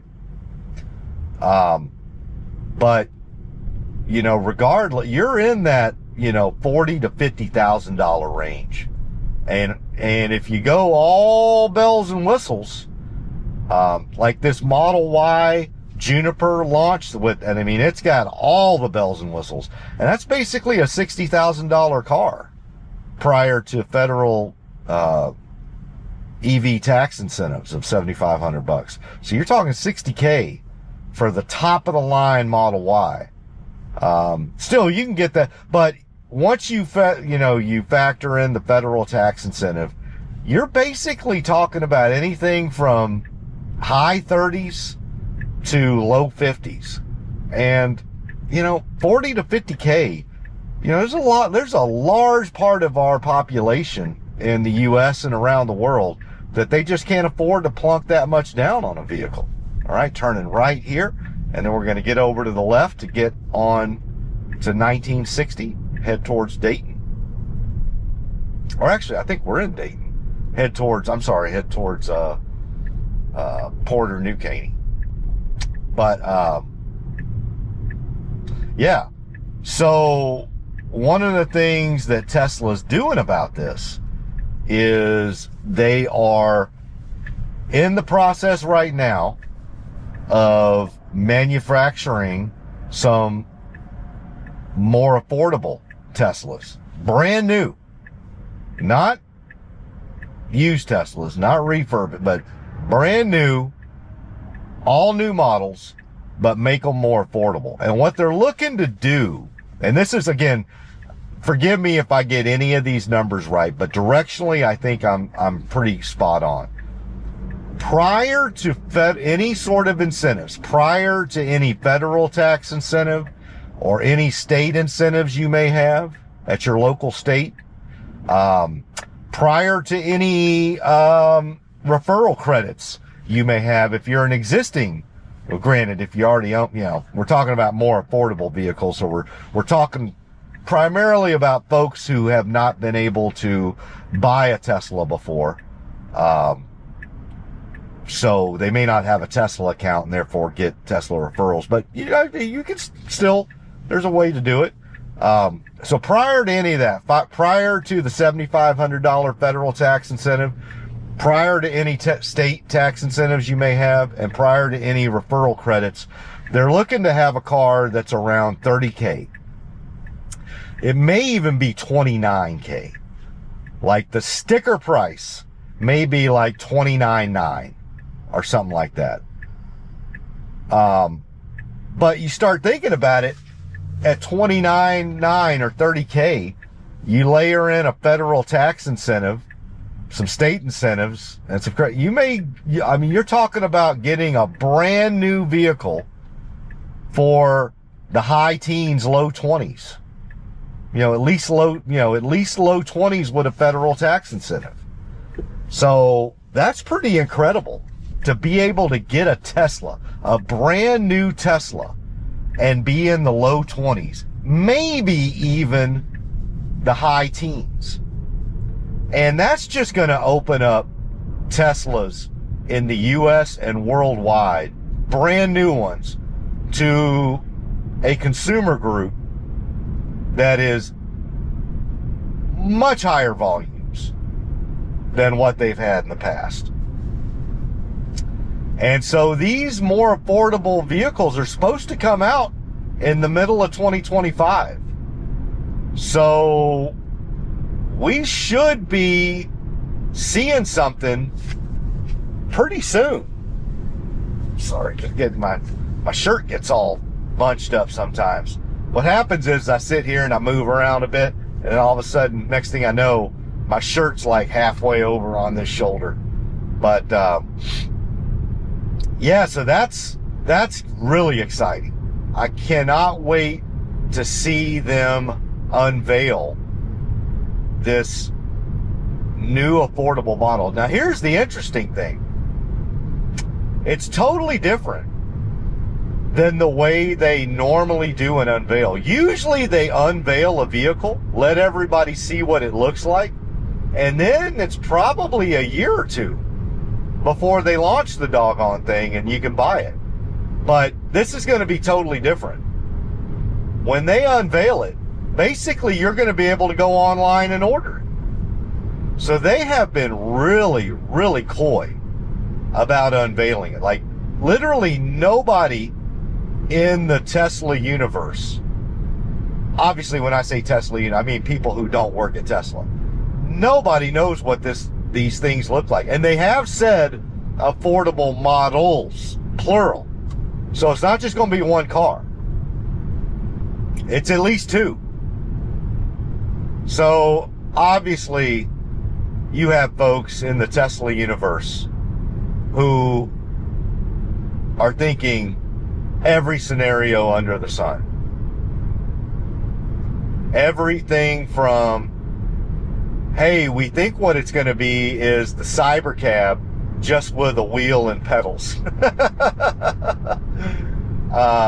Which would be interesting. I mean, that is a beautiful looking vehicle. But obviously the Cybercab has been built based on first principles, from scratch, from the floor up, without pedals, without a brake or accelerator, without a steering wheel. None of the wiring that you need for any of that.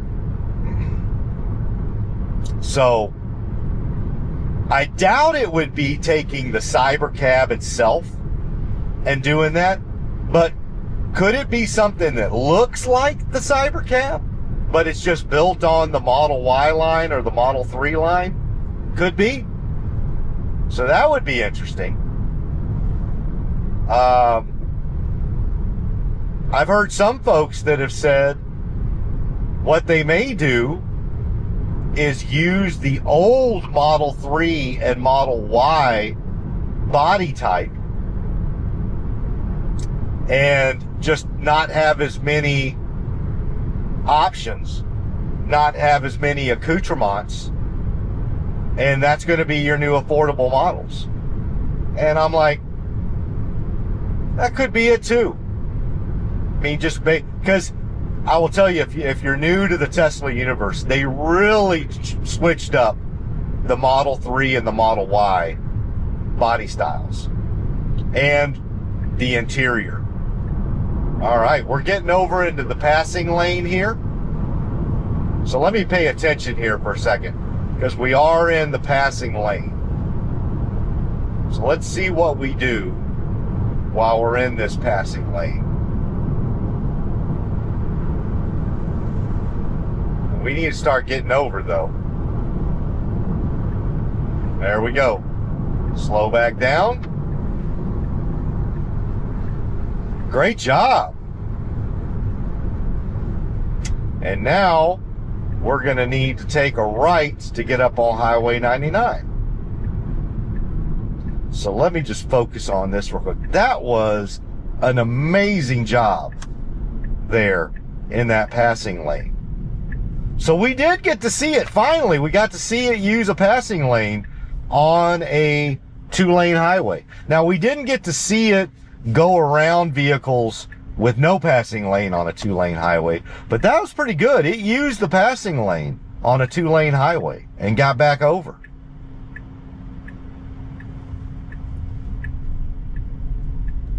Awesome.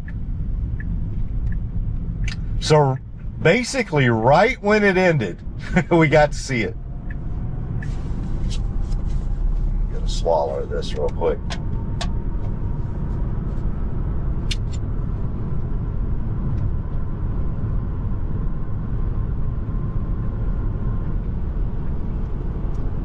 The sun's starting to come out. Finally.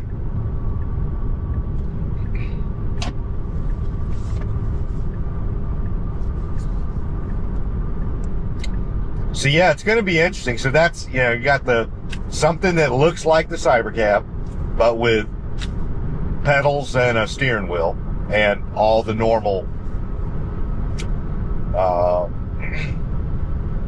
things you would need in a vehicle for a driver, a manual driver, which the Cybercab does not have.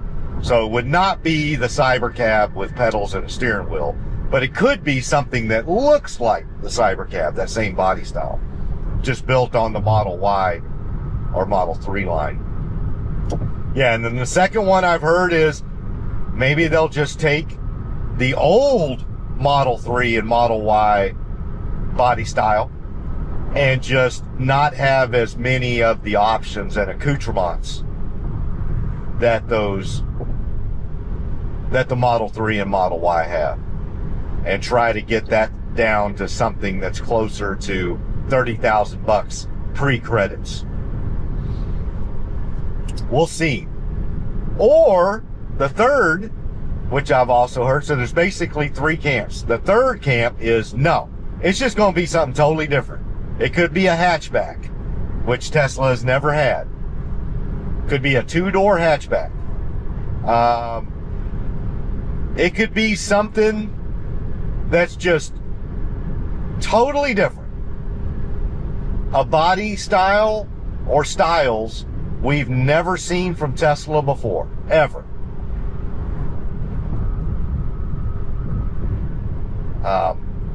And quite frankly, so those are the three camps. Something that looks like the Cybercab, something that looks like the old Model 3 or Model Y, or something totally different that's like a hatchback or a small sedan, and that you would have a 2-door model and a 4-door model, and then bam, there's your affordable models. Those are kind of, that's, I don't think anybody says there's three camps, but that's kind of what I've heard. If you were wanting me to summarize it, those are basically the three camps.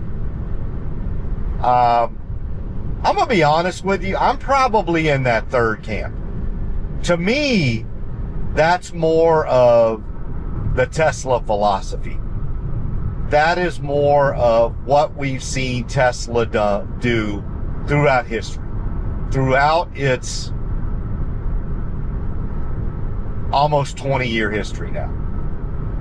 It's never refurbished something that existed. It's never taken something that existed and just, all right, let's throw something else on it. Or let's take a 5-year-old vehicle and just pull some crap out of it. I shouldn't say crap, but just pull some stuff out of it. That just hasn't been what, they've never done that before. They have always started with something totally new. So that's the camp I'm in, is the third camp. But would I be surprised or angered if it was the first or second camp? Absolutely not. I just want to see them come out with a Tesla that somebody somewhere in the United States would be able to buy a brand new Tesla with 0 miles on it. In some cases, for in the high teens. Like if you live in Colorado, you could theoretically buy one of these new affordable models for like 18 or 19,000 bucks after you apply all the credits, the federal and state, which all exist still. So just so y'all know, I know there's been some stuff in the media about the federal tax credit of 7,500 bucks. It still exists. It's still out there. Nobody in Congress has repealed that. Nobody. So, yeah, there's been a lot of talk about it. But if you go buy an EV, if you go buy a Tesla today, and you qualify, you still get the $7,500 credit. So, from everything I've not seen anything yet that shows me that credit is going to be gone next month or the month after or the month after that. I haven't seen any. All I've seen is articles and people jaw-jacking on news stations. But the credit's still there. And it's an out-the-door credit. You don't have to like do anything with your tax. It just, you walk out the door and it's $7,500 point of sale. So I'm hoping that's still around when these more affordable vehicles come out. So that, I think, will be humongous, because that's going to open up Tesla to a market that probably just didn't exist before, except in the used car market. Only in the used car market could somebody get a Tesla in the high teens. So yeah, that's the... Let me see anything else on that. Yeah, we talked about the three camps. What else? Grok in Teslas. So, I don't know how many of y'all, basically anybody watching this video that's already on X, you know about Grok. But for those of y'all that are watching this through YouTube, and don't have an X account, I highly, highly, highly recommend you get an X account and you check out Grok. Oh, let me pay attention right here. All right. Staying over to the left. I don't know what happened here. Looks like there was an accident. Oh my gosh. Ooh, Lord. We handled that well, though. But I highly recommend y'all check out Grok. It is an LLM. So, if you know anything about ChatGPT, Grok is basically another LLM like ChatGPT. But I'm telling you, for my purposes, man, it has just been outstanding. It's got a voice assistant on it, so you can literally sit there and have conversations. And it has a bunch of different modes. It has an unhinged mode that's just, for all intents and purposes, it's crazy. It's funny as hell. But it's fun to play around with the unhinged mode, but at the end of the day, I usually use the default mode. And yeah, that sun's starting to come out now. Get another swallow.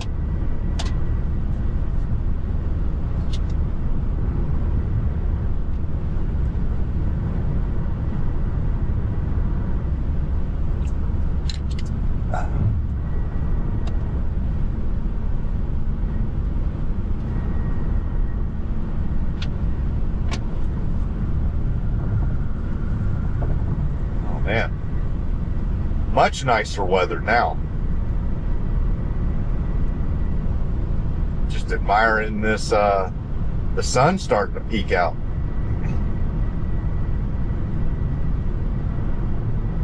Good speed selection through here.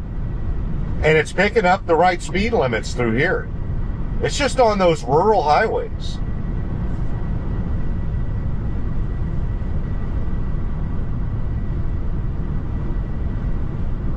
Now, I think this right lane goes away. So let me just concentrate on this real quick.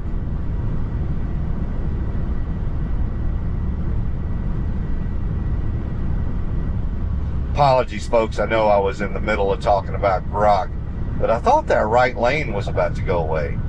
So I wanted to concentrate on that for a second.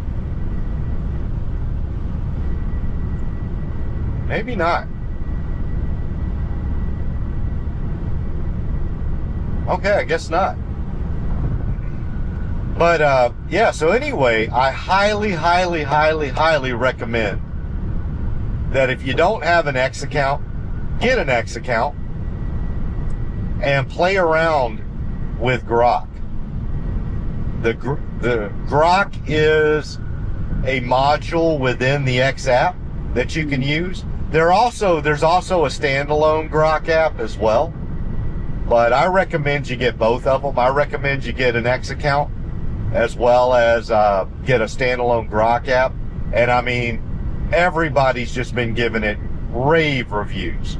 And anybody will tell you, especially if you're interested in AI, if you're not playing around with a Grok app, then you're not truly interested in AI, right? You're doing yourself a disservice if you are trying to stay up to speed on all things artificial intelligence and you're not using the Grok LLM in conjunction with ChatGPT or Gemini and the rest, then I don't know why you wouldn't be doing it. Well, maybe I could think of some reasons, but you're doing yourself a disservice. You're literally tying one arm behind your back from an AI standpoint. So highly, highly, highly, highly recommend that you do that. But I bring that up in the Tesla universe in that pretty soon here, the Grok LLM is going to be in all Teslas. So you're going to be able to talk to your Tesla and it talks back to you. And I mean, have conversations. And not just about your navigation and not just about things to do with the drive, like taking a left or taking a right or get on this side, but literally have conversations with your Tesla about anything. Everything. Just like you would. So imagine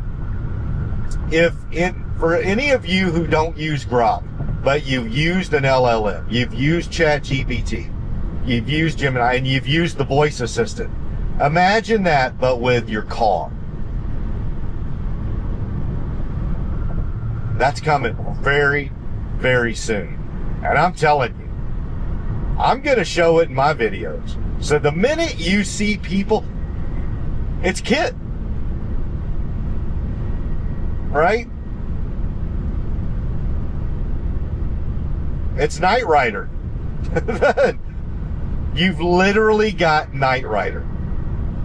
And the minute people start seeing videos of that, like you're going to see it with me, obviously, in just my little part of the universe here. But obviously, I'm a small fry in the universe of all the content creators out there who do Tesla-related videos. And when people start seeing that, where you're having a conversation with your car, wow. And we're not talking years, we're talking like weeks maybe.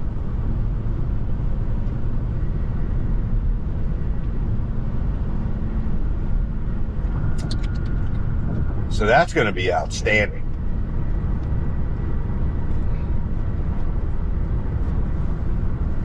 So yeah, we don't have an ETA on that, on when Grok will be in Teslas, but it will be. They've made that clear. And it just makes sense, right? Because obviously, you know, there's a relationship between XAI and Tesla, seeing that the guy who is the CEO of one is also the CEO of the other. All right, about to make our exit here in a little bit off of Highway 99 to go to the Tesla Supercharger here in New Caney. But I think that was it about Grok. Yeah. Let's just pay attention here for a second. Sweet.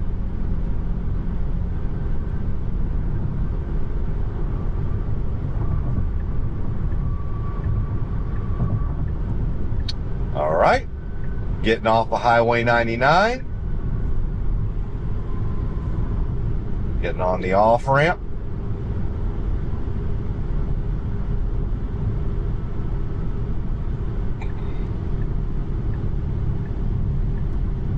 Start moving over to the feeder.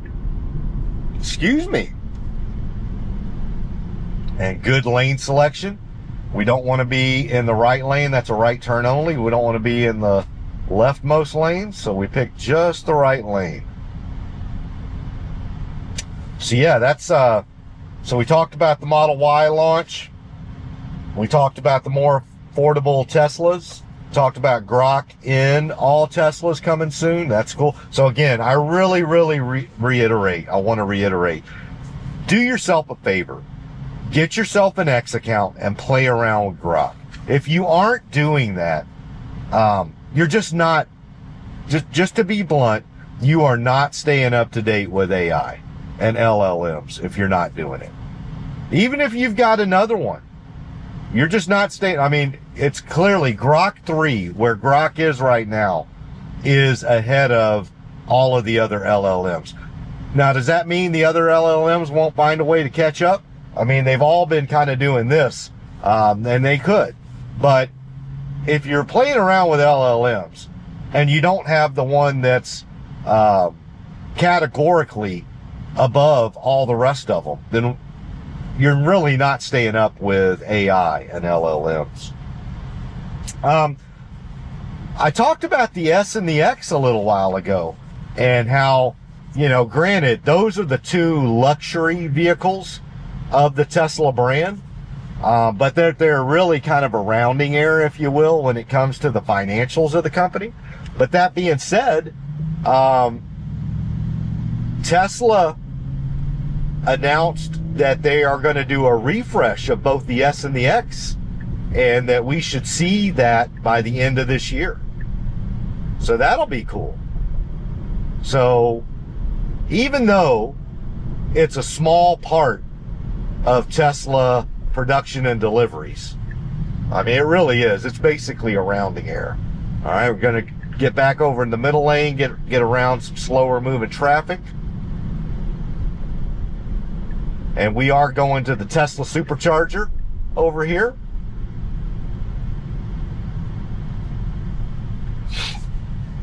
Now, just to let you know, I'm at 23%, so I'm good to go to get home. So let me tell you, the only reason that I'm going to a Tesla Supercharger is that my wife and I are traveling to Kansas again tomorrow.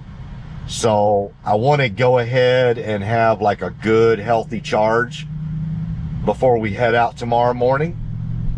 And obviously, I'm not going to get from 23 all the way up above 80 through my 110 volt. So, like I said, the only time I use superchargers are when it's road trip related. So we are going to start a road trip tomorrow morning. So I'm going to go ahead and get a nice little healthy charge. I'm not going to go up to 100, but you know, get something high, get it up into the 70s or 80s, and then just let my 110 volt take over from there for the rest of the evening and morning time tomorrow. Because if we head out, like it's 4:30 right now, so we'll be heading out in about 16 or 18 hours. I can get a good 25+% just in my 110 volt in that time frame. So really, if I can just get, you know, 70 or above today, we'll be good to go. All right, we're at the Supercharger. Let's see how we do here.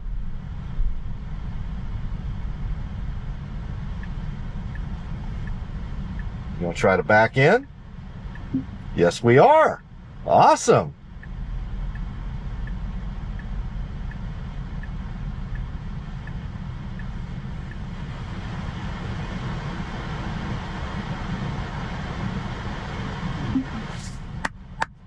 Awesome job. Awesome job. All right. Well, I'm going to go ahead and get out and start charging up here. Again, like I said, we're at 23. I'm just going to maybe get it up to a little north of 70 and then just let my 110 volt take over for the rest of the evening. But yeah, let me go ahead and do that. Oh, did my middle, or did my, oh no, it didn't. I thought for a second there, I thought my camera went out, but it's still going. So let me go do that, and I'll be back with you here in just a little bit. All right, everybody. Bye. All right, everybody. All done at the Tesla Supercharger here in New Caney. Let's head on home.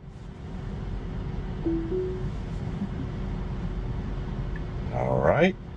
Pulling out of the Tesla Supercharger. Interesting. There was a Chevy Silverado EV right next to us charging here at the Supercharger. Definitely got a nice body style. I'm going to tell you, I think that's the first. I've seen Ford Lightnings trucks. That's the first Chevy Silverado EV truck that I've seen in person. And definitely has a nice little body style. What I will tell you, the interesting juxtaposition between the two is with the Ford Lightning, which is basically the EV version of the Ford F-150, you can barely tell that that's an EV truck versus just a normal Ford F-150. Really the only, unless you're looking for it, right? Unless you know what to look for. The light bar is definitely different, but just when you're going along with traffic, it's pretty inconspicuous. The Chevy Silverado EV definitely looks different. Like the body style, especially the bed of the truck looks totally different than the Chevy Silverado. I mean, it looks good, but it's not inconspicuous. Like if you're a Chevy person, you know it's different. Or even if you're not a Chevy person, if you live in Texas and see a lot of Chevy Silverados, which we do, you're going to tell right away something's different about that thing. But no, it looked nice. And they were there charging at the Tesla Supercharger in New Caney. Seemed real nice. So that's great. I love to see other EVs coming into the Tesla universe, charging up with Tesla Superchargers. That basically, anytime that they use the Tesla Superchargers, that goes towards creating more Tesla Superchargers. So I have no problem with that, especially there in New Caney. I mean, let me just be blunt. I've even when I don't use them, I go by that Supercharger a lot, you know, just going around in that area. And the most Teslas I've ever seen at one time at that Supercharger, maybe 3 or 4. That's it. So, you know, now that I think about it, that should have been one of my points of interest in Beaumont. There is one Tesla Supercharger in Beaumont, and it's over there on Walden Road, not far from where the intersection where you get on Highway 90 from Beaumont. I didn't even think about that because I didn't need to charge. I'm in a Model 3 long range. So again, I didn't even have to really charge up here. I could have just gotten on straight on back home. Only reason I stopped here in New Caney to charge up was because of the road trip tomorrow. So I went ahead and charged up to 80. So I got in there at 23%, and I went ahead and did a quick charge up to 80%. Didn't take long at all. I should have timed it, but essentially it was enough time for me to walk over to Kroger and use their bathroom. And by the time I walked back, we were close to 80. We were like just north of 70. So yeah, I just went ahead and let it go up to 80. And let's see, I'll be at 78 when we get home. So I'll be golden. We're not going to leave the house till sometime between 8 and 10 in the morning tomorrow. So it's 5 p.m. right now to 8 or 9 a.m. tomorrow morning. Shop probably be close to 100. Not that I even need 100. Like, quite honestly, the Tesla Supercharger network through East and North Texas is spectacular now from a road trip perspective. I'm not speaking to folks that live in apartments or rely on Tesla Superchargers all the time for all their charging. I can't speak to that. But from a road trip, when I go to Dallas or go up to Oklahoma or Kansas, it's spectacular. Now, I will say, once you get into Oklahoma and Kansas, it becomes a little more sparse. That's one thing I'm starting to notice, is that Texas definitely has more Tesla Superchargers than some of the other states in the area, like Louisiana, Oklahoma, Kansas, Arkansas, Missouri. So far, the states that I go to quite a bit that I've noticed had the most Tesla Superchargers, just in my own anecdotal experience, have been Texas.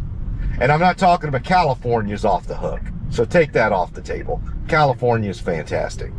I mean, it's just, if you live in Southern or Central California, and when I say, I know people call San Francisco NorCal, but I've been up to Northern California. They do not want you calling San Francisco NorCal.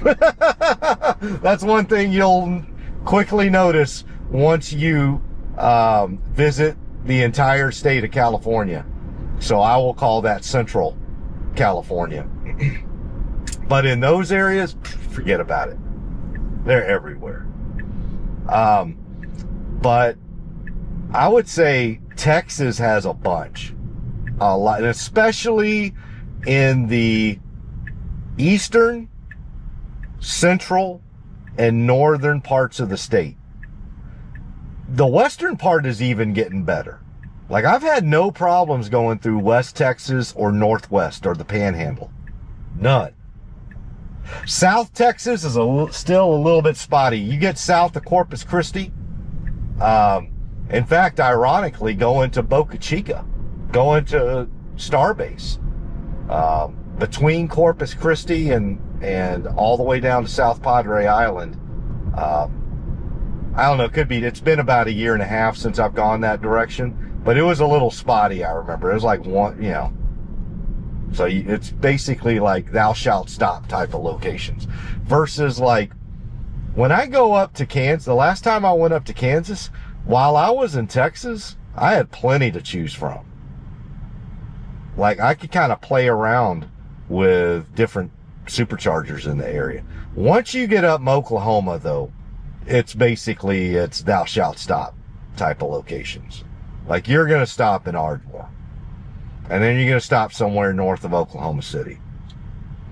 And I don't think we stopped in Kansas because essentially Wichita is not that far past the Kansas-Oklahoma border. I think it's only like 50 or 60 miles in. So really, the first supercharger you're going to get to in Kansas is Wichita. And there are two in the Wichita area. So that's good to go. So, but Oklahoma, you definitely had like, no, we got to stop. We're going to stop. But they're there, so you can make it. Whereas in Texas, it's not only are you going to make it, like that's a no-brainer. It's like you can play around with it. Do I want to stop at 20%? Or do I want to stop at 10%? Or do I want to stop at 5%? You have that many that you can play around with. Florida. I noticed Florida, and not just Orlando. Obviously, Orlando's got a ton of Teslas, but even other places around Florida seem to be really good.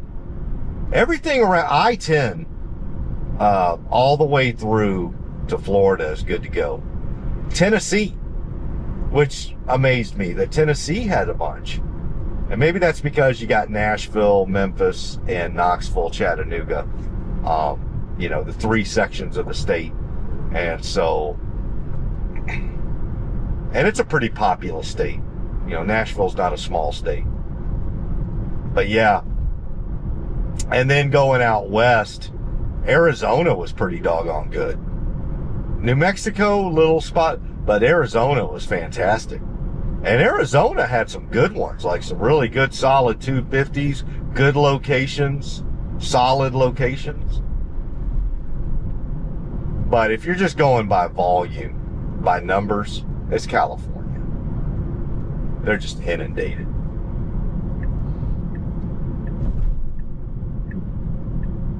All right. About to take a left turn here off of 494 onto Knox Road at this intersection. Make sure everybody minds their P's and Q's as I'm coming through, doesn't pull out. Good job. Get over the railroad tracks. Take a right on Adams. Stay out of the ditch, but also don't get in that truck's lane. Great job.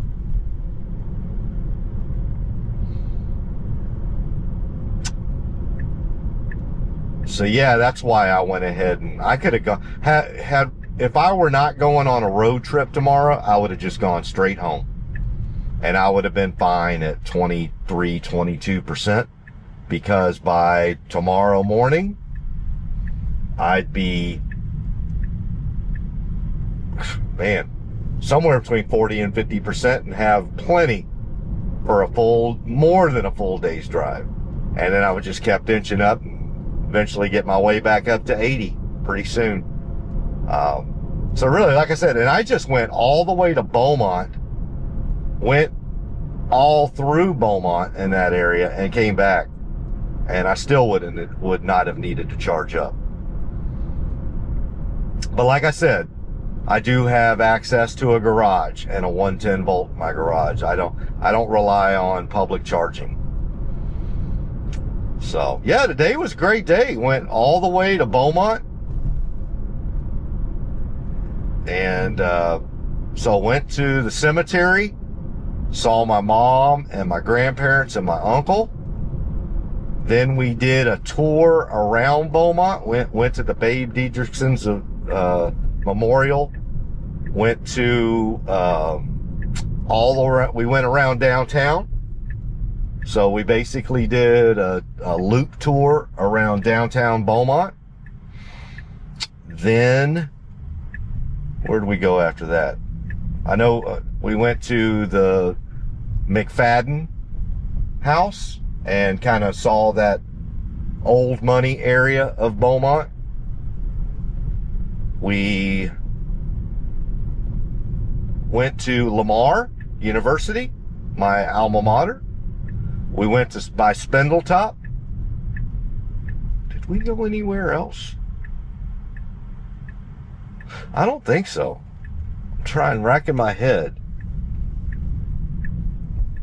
I know we went straight from cemetery to Babe's Memorial, and then from Babe to downtown.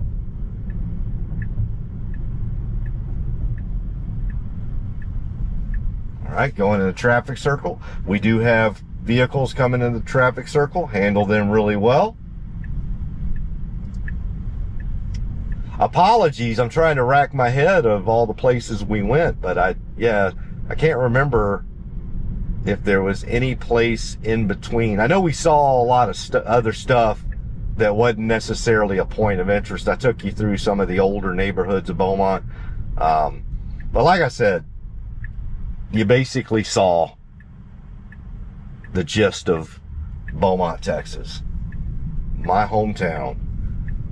100 miles east of Houston, 20 miles west of the Louisiana border. Refinery Row. Oh, that's right. We went by the ExxonMobil polyethylene plant. Yeah, I mean, and there's a refinery right across from Lamar University. Yeah, probably the only 4-year university that's right by a refinery. But yeah, it's not a growing city. It's got a lot of great people, a lot of great institutions. I mean, if it weren't for Lamar University, I would not have had the life I've been able to enjoy.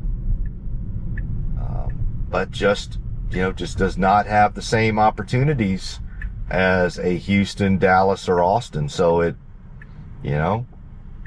loses its young folks. And as people pass away, there's nobody there to replace them. And you see that with all the empty lots. So as we were driving through those neighborhoods, I was pointing that out. Those used to all be filled with homes. Many of them that I've spent time in, I've visited. So, all right, let's see how we do here in my driveway. Is it going to try to get in there? Yes, it is.